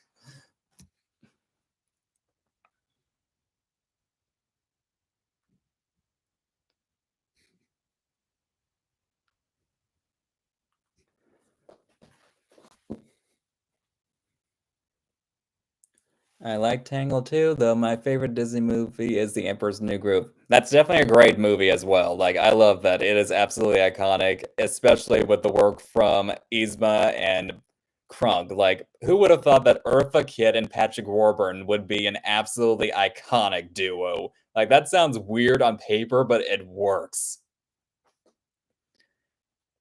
Yeah, yeah, honey. Sounds like Gothel took a page out of the Queen of Hearts. And yeah, I honestly prefer the music that I've seen from other deleted songs from Tangled, like Other Girls Like Me. Although I feel like to make that work, they could take out the whole line of Other Girls in the World Like Me and just have it be called When Will My Life Begin? Like, that's the only thing I would change about it. Like, because When Will My Life Begin and still as a title still works because it's her imagining different scenarios and a different life for herself, like being a blacksmith's daughter, the being a fisherman's daughter, or being a princess as that a prince would save. Like, she's imagining different scenarios, and I can imagine this kind of Anastasia Once Upon a December like scenario. And plus Gothel's deleted song, what's it called? Oh, let me look it up real quick. I know it, otherwise it's gonna drive me nuts.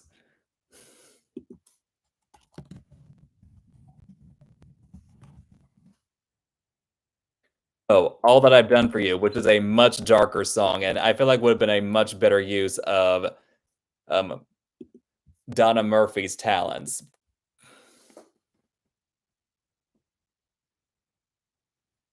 Oh, hear me sing Once Upon a December. Oh, okay. Hey. Someone holds me safe and warm. Horses prance through a silver storm. Figures dancing gracefully across my hold on, need a drink. Across my memory, far away, long ago, glowing dim as an ember, things my heart used to know, things it yearns to remember, and a song someone sings.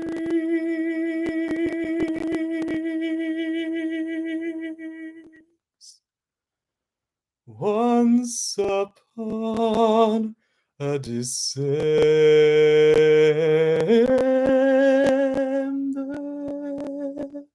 Yeah, my voice is a lot more worn out from talking. Yeah, this would have been a better song for me to sing earlier. And actually, the protagonist of the book I'm writing, Noah, is actually very similar to Anastasia from Anastasia. He's like a combo of Anastasia, Emma Swan from Once Upon a Time, Anne Shirley from Anne with an E, Ariel from The Little Mermaid, Megara from Hercules, Jack Frost from Rise of the Guardians, and probably Aladdin from, Aladdin.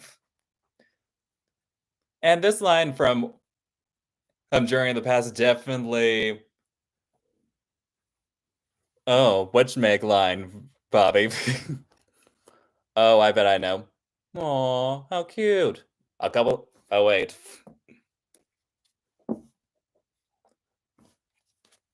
Aw, how cute. A couple of rodents looking for a theme park.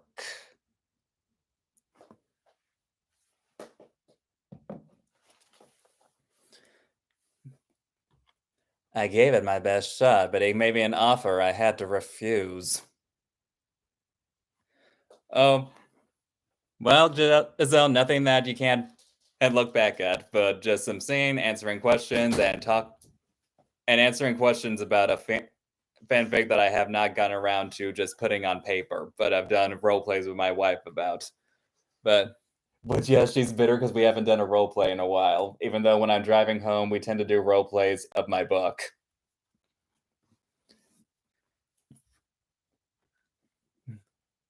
So how'd you get involved with a pinhead with hooves? Well, you know how men are. They think no means yes and get lots means take me, I'm yours. Don't worry, Shorty here can explain it to you later.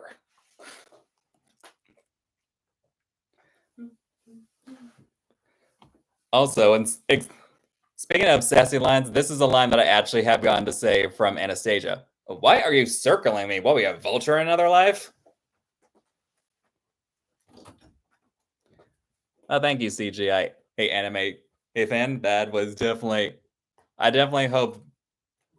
Well, that's another reason for me to do well with my YouTube channel, because I feel like being big on YouTube will actually help with get my book more of giving a platform to get my book more attention, because one of the issues with people who publish books is that you don't always have a guaranteed audience. If I was an eccentric millionaire, I would cast you as Snow White's prince, and this thing I've been thinking of involving a big crossover with all the princes, plus Pocahontas, Tiger Lily, and Kita. Not sure anyone wants to hear my speaking voice. Well, I do have some followers on YouTube, 4,000 to be specific, so I guess some people want to hear my voice. But considering that I'm currently 30, I doubt I'm the right age to be playing Snow White's prince. But I definitely would be better than Jonathan. No offense to the actor, who is a talented actor and singer, but my gosh, Jonathan from the Snow White remake is absolute trash. It's okay, you can play a teenager. I mean, you could be like Well, maybe if I shaved my beard, because before I grew my beard, people still thought I was in high school.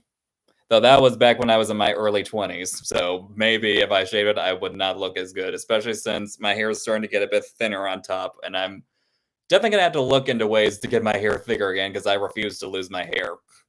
I know the feeling. Oh, bull, Carly. Look at all that hair she has. Like, she's half black. She does not have to worry about losing hair. Like, look at that. No. I think Kita needs a redesign. What? I think Kita's hair needs a redesign. Oh, I'm Carly. biased anyway. Yes, Carly, I know you want Kita to have black hair since she's got some black features and is voiced by Cree Summer, but she is a fictional race, so it makes sense for them to have their own hair texture. But you Now know, that, okay, I think that was a question. Speaking of questions, I have one. I remember you did a vid on ranking each Lola Bunny from different Looney Tunes media. I wanted to ask what your favorite Looney Tune, who your favorite Looney Tune is. Definitely Bugs Bunny, closely followed by Lola Bunny. And speaking of my Lola Bunny video, oh, Bob says that you could probably play Kita. oh, thank you. But anyway, speaking of my Lola Bunny video, I definitely want to make something very clear, especially I do not think that Zendaya is a bad actress anymore. In fact, I don't know what I was thinking when I said that. Like, she is a very great, talented actress, very beautiful woman, has a lot of talent, and I can definitely see an Oscar in her future. I mean, she already has Emmys. Actually, she already is an Oscar-nominated actress, but I mean, like, winning an Oscar. I can see that in her future. Like, she is a very talented actress, and I don't know what I was thinking by saying she was that she was a terrible actress. Like, I was clearly, I don't know, maybe I just had brain farts, but she is a great actress. And while I don't exactly love her as Lola Bunny, considering that I feel like they should have just kept Kat Susie, who was originally going to voice her in Space Jam: A New Legacy. And P.S. Space Jam: A New Legacy is a terrible movie, but it is but she doesn't do a bad job. Like, she's good in it, and she's definitely a talented actress who does a lot of good. I just want to take the time to make that statement, since I was known for saying that Zendaya was a terrible actress, and I don't know what the hell I was thinking. No, a terrible actress would be named Sophie Lowe. Yeah, Sophie Lowe, as in the girl who played Alice in Once Upon a Time in Wonderland. Like, the ones who stole the show and on that show were definitely Anastasia / the Red Queen and Jafar. Like, Emma Rigby and Naveen Andrews were chef's kiss. But but yeah, my favorite Looney Tune character is definitely Bugs Bunny.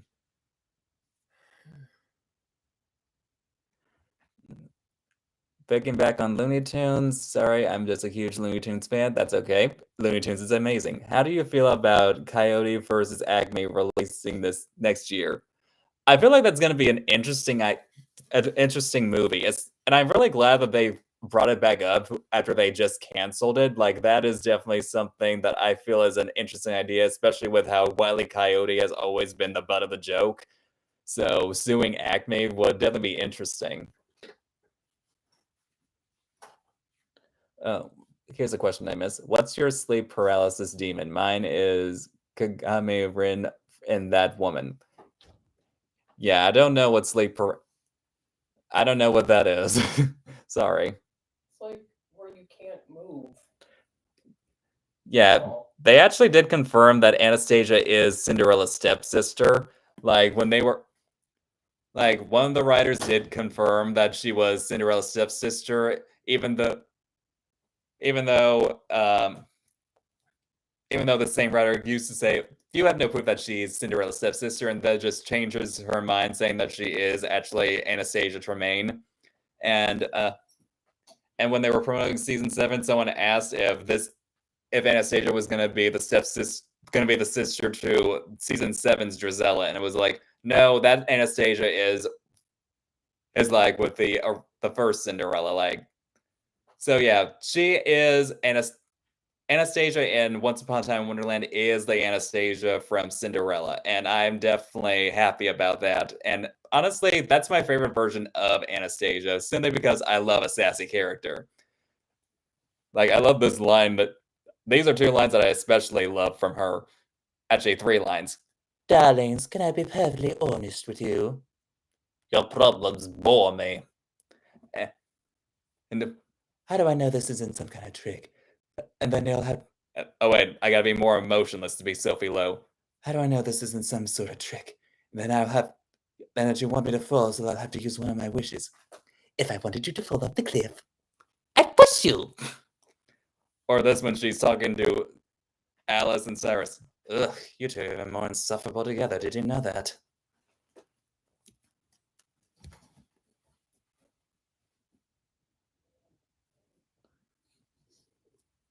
Let's see. Do you have a favorite anime character? My favorite anime is probably either the original Pokemon or Fullmetal Alchemist. And my favorite anime character is definitely Misty. Like, I loves me a feisty character. Like, people like to think that Ash is the roaster of the group, but it's really Misty who's the roaster, and Ash is more of the roasty who gets some occasional good roasts. Also, you went out that night. Here you go. I'm not gonna eat right now. You need to eat. I'll eat after the live stream. But I made this for you. Put it in the fridge, honey. Come on. Yeah. Yeah, my wife is trying to make sure I eat lunch, and I will after the live stream, but I'm not done with the live stream quite yet. But yeah, I absolutely love Misty, and I hated that she was taken out of the show when I feel like they could still add characters like May and just give her a female character to interact with. Like, it could add something. And also, it's very sad that her voice actress, Rachel Lillis, has passed away, who was also the voice of Jessie in Pokemon and voiced many characters in Winx Club and other 4Kids dubs. Like, such a shame that such a talented actress was taken away so soon.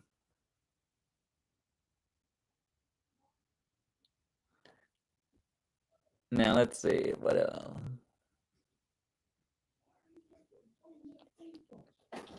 Let's hope Coyote versus Acme won't be a bomb like what happened with the day the Earth blew up. Yeah, I definitely have contributed to not seeing it, although the fact that they pulled it from theaters too soon was definitely not helpful. I think it came out around the same time that I was having to watch the Snow White remake, so I can do that for a video. So I definitely need to see what happened with. I need to see the day the Earth blew up, and I should have saw that in theaters. Like, it, especially since I've been missing traditional animation. Like, if I want to see traditional animation, I gotta see it when it comes out. Let's see. You know what movie I was gonna see in theaters with a friend, but ended up seeing an Adam Sandler movie where he pretends to be a gay dad. Yeah, Bobby, I can definitely see why you have a thing for Amara. Although I feel it's weird that she got into a relationship with someone that she knew when he was a child, but once upon a time, it's always been a bit iffy with its morals. Let's see. What reminds me of Katrina Law. Would Melody have an animal psychic? No, she would not. Like, the closest thing she'll have is Max, who, yeah, is still alive because it's Disney. You can keep animal psychics alive as long as possible. She'll just be hanging out with her friends, and Magnolia will definitely be a comic relief character who's basically like Phoebe from Friends.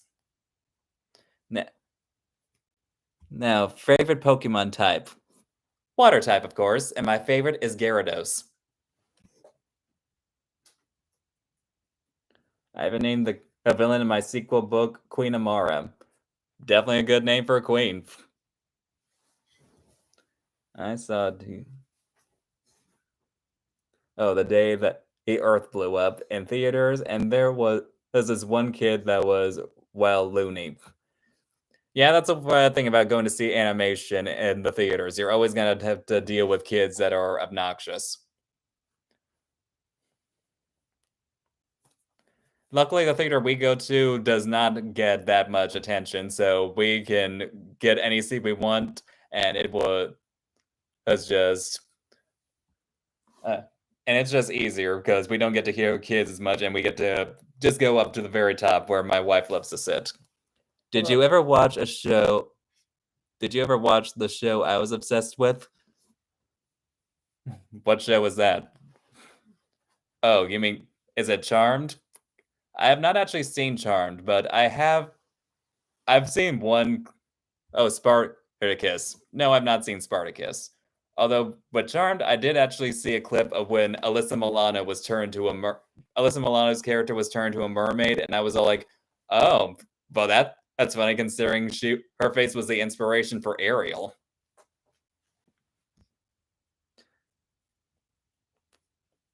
I've seen some episodes of Charmed. But no, I've not seen Spartacus. Sorry.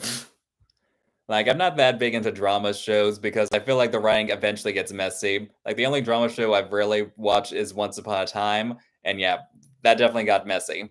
Because I feel like with drama shows, they never know when it should end. Like, I feel like Once Upon a Time could have ended after 4 seasons, though not given the 4th season that we got, because that was just a whole bunch of trash. I feel like the 4th season should have, like, for one, they should not have had Rumple try to kill Zelena in the season 3 finale, because that ruins his character development. They should have just used the finale to build up the idea of the Black Fairy coming for for season 4 and have that be the finale. And have, because most of the character arcs were actually wrapped up by season 3, and I feel like the only arcs that needed to be wrapped up by season 4 were Zelena and Mulan. Mulan will end up with Aurora in my head. She ended up with Aurora. Aurora does not have a son with Philip. I have to gaslight myself to make myself feel better. Well, too bad she already had her baby by season 3. Fine, then she ends up with Ruby. Well, they could always just be in a polyamorous relationship, but Mulan could also move on with someone else, like Ruby. Ruby, Merida, but I want Ruby with Belle. But yeah, I feel like a 4th season would have been the right time to end Once Upon a Time, but have the storyline just be about the Black Fairy being the big bad and just Shay. Oh, Better Bob agrees that Aurora, Philip, and Mulan can be a throuple. How does he feel about Mulan and Ruby? Not Mulan and Ruby. Belle and Ruby. Belle and Ruby. Yeah, because that'd be an interesting way of doing a Beauty and the Beast story where, well, both of them are total knockouts, but have Belle be the beauty and Ruby be the beast. Maybe if she was with Ruby, she'd have a better sense of style. Yeah, although considering the time period, the time it came out, the fashion wasn't exactly the best, but the only bangers the fairy tale costumes were definitely great, but a lot of the outfits in the real world don't really hold up apart from Ruby's. And he says, yeah, I can see it, especially with how Ruby helps Belle find the library. Yeah. I also shipped Ruby with Graham because of the wolf thing. Well, at least Spartacus he had 3 seasons, so they knew when to wrap it up. If only Once Upon a Time knew that. Like, it only needed 4 seasons, like I said, but the 4th season should have been about the Black Fairy, especially since during the stupid time travel story arc, they did bring up a Black Fairy, and during the mid-season finale, when they were trying to defeat Peter Pan, they brought up the Black Fairy, so it seemed like now they're trying to it seemed the right time to have that be the villain for season 4, because that was a character they seemed to be building up. We'll have both of Rumple's parents back to back then. Oh, Bobby actually briefly worked with Julian Morris, who played Philip on Once Upon a Time. Says, lovely guy. Oh, he was Ren in Pretty Little Liars. Except I like his character Philip better. Oh, hey, Bio Rose. Glad to have you back. I'm glad he's a lovely guy, and nothing like his character Ren. Because if he was, we'd be injured. Oh, Carly.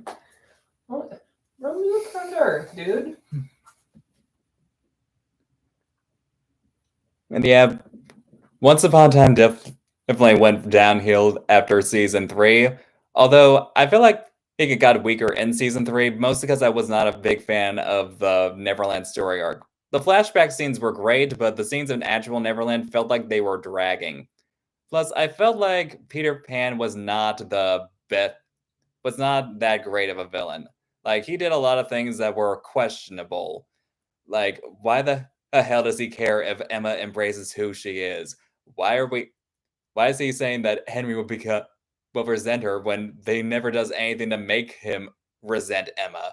Like, and why is he sending his shadow to pretend to be Belle and convince Rumple that he's doing the right thing, that he will make the right choice, and then suddenly in the episode Ariel has the shadow do a complete 180 and say, "Just leave."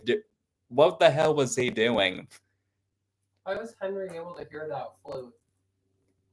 Like, it's the Neverland arc is messy, though I feel like, and unlike most people, I prefer the Oz story arc because it feels a lot more fleshed out, and Zelena actually felt like all her actions had a purpose. Whereas with Peter Pan, I was wondering, what the hell was the point of that? He said, yeah, he's very self-deprecating. One the other extras asked, are you an actual actor in this? And he said, I would I wouldn't say that I'm an actual actor, but I am in this. Yeah, I definitely relate to self-deprecating characters. Well, to an extent, like I'm not a fan of Disney's self-deprecating because it's so phony. But I'm definitely a self-deprecating person. Like, if, my wife will definitely tell you that I'm self-deprecating, which she doesn't like, but she's also self-deprecating, which I also don't like. Yeah. It would be like if Ariel said she was Faye? a terrible singer. Yeah, right.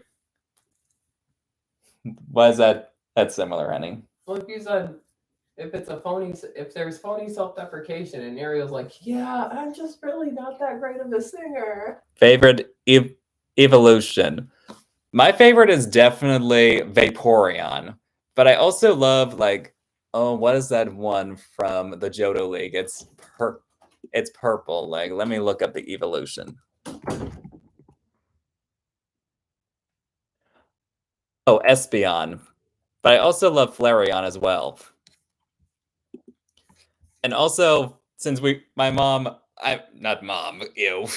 wife brought up Ariel, here's a fun fact about Once Upon a Time. Joanna Garcia not only has stated two things. One, that she can't sing, and two, she can't swim, and she plays a mermaid that's known for her singing. Oh, balloons. Which is odd, considering Ariel is known for singing, even though the character doesn't actually sing. Will you tell us more about Alex, Magnolia, and James? Well, a lot of the information about them, like their character descriptions and personalities, are actually on DeviantArt. Like, Magnolia is someone who lives with her grandma, and her grandma is pretty much her grandma's personality is pretty much like the grandma from Hey Arnold. And is known as the village crazy lady. And her Magnolia is like Phoebe from Friends, only much sweeter and not quite as harsh. James is someone who's very snarky, sassy, and pretty much like Meg from Hercules or Anastasia from Anastasia. Alex is very much your nice guy. Like, he's kind of like Hercules from Hercules. He's a very fun-loving character, and like I said, is the son of Ariel's friend from the anime TV series, Gabriella. And his godfather is her interpreter, Ollie.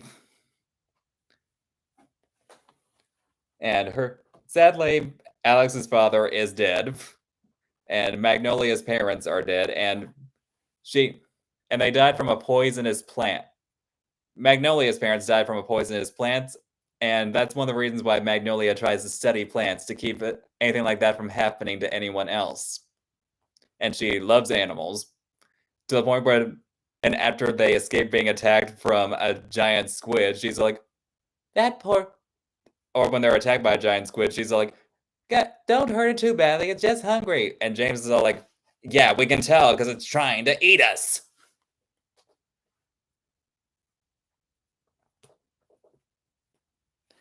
One of my friends mistakenly said self-defecation and didn't realize until later. Oh my gosh. Yeah, that's quite a way to get your words mixed.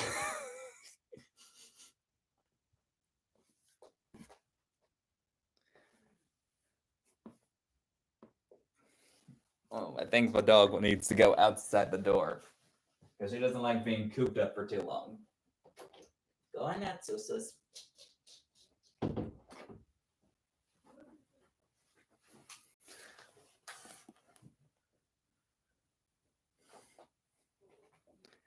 Okay, any more questions?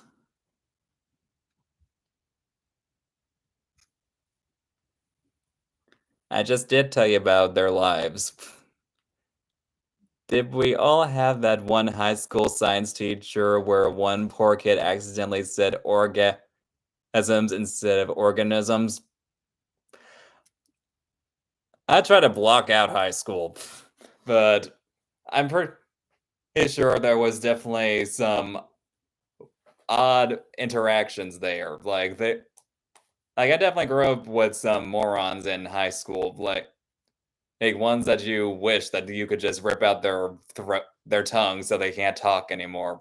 Although I'm pretty sure these guys would still find ways to talk. But yeah, probably did. Like I've seen some odd thing. I remember some odd things, but I can't name them off the top of my head because I grew up in the South.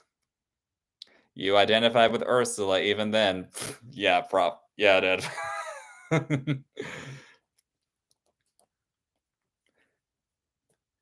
But trust me, if you met these guys, you definitely would have too.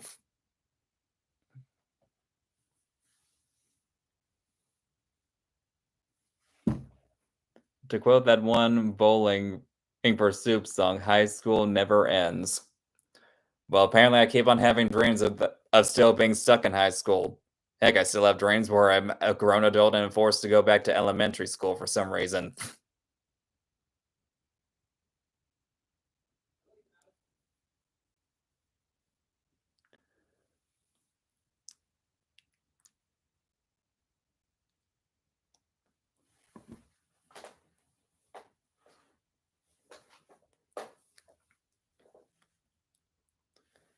And any more questions before? Any more questions, guys?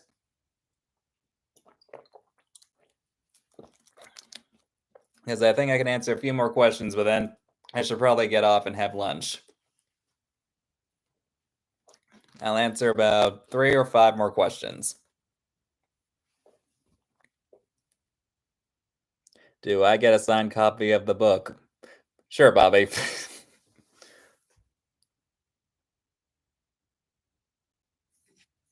What other Hans Christian Andersen story will be canon to Melody's story? I don't see a need to include any more Hans Christian Andersen stories to be canon with Melodies. That feels more like pandering to me and doesn't really seem to serve a purpose for me. Do you drink, yes or no? No. I do not drink alcohol. I didn't even drink alcohol at my wedding. I toasted with a Shirley Temple. I do, but But you're a lightweight. Like one sip and you get all tipsy. But I'm a social drinker. I don't drink very often. Not a question, but you and your wife are just adorable together. Oh, thank you. How's your and your wife's 2015 going so far? 2025 going so far. It's going. Like we're definitely having our struggles, but we're doing it together. Like we have our issues, like we have our fights, but what couple doesn't? And we get through it. And typically our fights never we never stay mad at each other more than 5 minutes, unlike most people. So No, because being angry will destroy your organs. Like it's actually not healthy to be holding in negative emotions because it can destroy your organs. and yeah, I'm currently looking to get a job where I'm not having to clean toilets, until my YouTube career takes off, and I'm actually getting a job coach that's helping me with both the practical job and also with my creative pursuits. And my wife's looking for a job so that we can be a dual income because she's been struggling to get a job, but aren't we all? Oh yeah. But we get through it. True wisdoms from both of you. Let's see. With Winks of seasons 5 through 8, which one is the least bad? I'd probably say season 6, mostly because I do think Selena is an interesting character. Like, she has her issues from a writing standpoint, but is an interesting character, which is also thanks to her having a great design and a great performance from Jessica DeChico. In our version, or in his version, she's with Stormy. Did you like anything about Fate? I do like some of the casting. Like, Precious Mustafa is actually really great and truly a gorgeous person. Truly gorgeous to look at.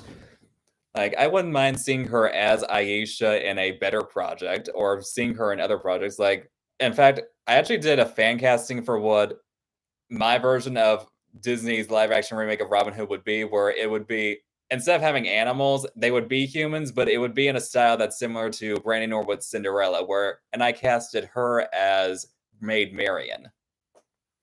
Like, I feel like she is a talented actress who definitely deserved a better project, and I do like that.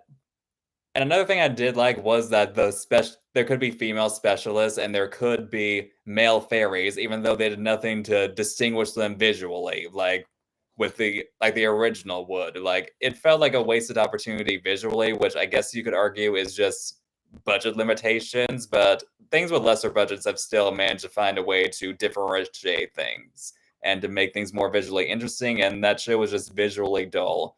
But I did like that aspect.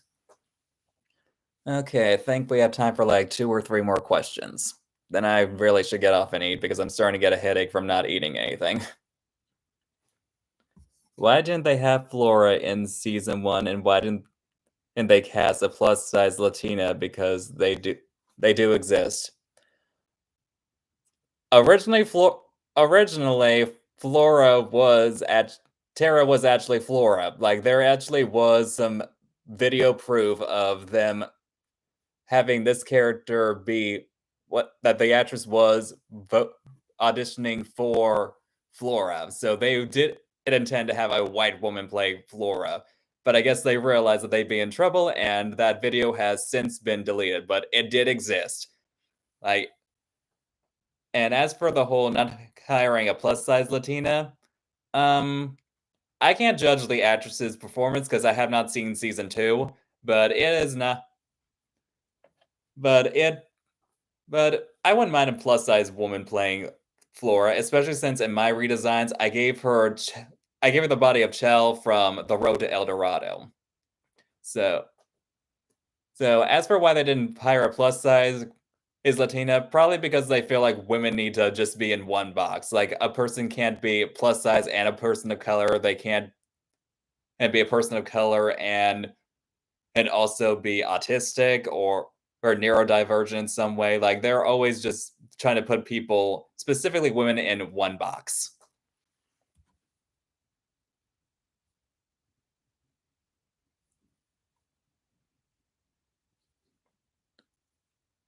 When will I do the melody? I'm not sure. I need to be in the creative mood because I never like to just half-ass something. Hence why when I was sick, I had to put my review of why my video about if Frozen holds up on the back burner because I was really sick and typically my brain tends to be all foggy. So I tend not to do things when I'm not in the right space to do it. And plus, at the moment, I'm focusing on my YouTube. I'm being a YouTuber and I can't get more views and more subscribers and get bigger on YouTube just so until I'm unless I just keep on posting. Like I try to post at least one video a month because that's the only way I'm gonna get to where I want. I gotta keep on working. So that kind of makes other projects like doing edits of images and doing fanfics like that on the back burner because I do need to focus on this because it's going to help my career because it'll help me build a fan base. So the things that I want to do, like be able to make films, though I don't know how I'm going to get to that point, and write books, get more success, have a better chance of being successful. Okay, I think I have time for. I think we can answer one more question, and then I'll have to end this.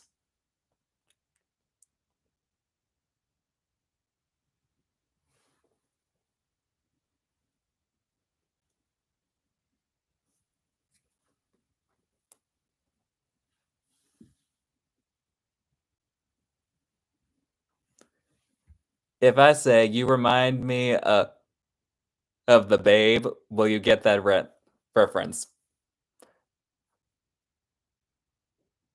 Probably not. Like, what's the reference? Second favorite tricks. Well, first, my favorite is Icy, so my second is Darcy. With Stormy being my least favorite, but I adore all the tricks. Labyrinth. I've been meaning to getting around to watching that movie. Like I am, and there's definitely movies that I definitely need to get around to watching, and Labyrinth is definitely one of them. Especially since I love these fantasy worlds that actually look tangible and charming, and not just CGI'd from head to toe. Well, I believe I'm going to end now because I really need to have lunch. So thank you guys for coming to the live stream. I really appreciate it. I appreciate all your questions. I appreciate you loving listening to my singing and the fact that you can actually listen to me talk for this long. So thank you all for coming, and I really appreciate all your support. And I really appreciate all the support you give to this channel, the support to the live stream, and everything that you do. So thank you so much, and you all seen how fun Bobby is, so go to his channel because he's definitely a better YouTuber than me. So, so in the words of Hunter from the Owl House, bye.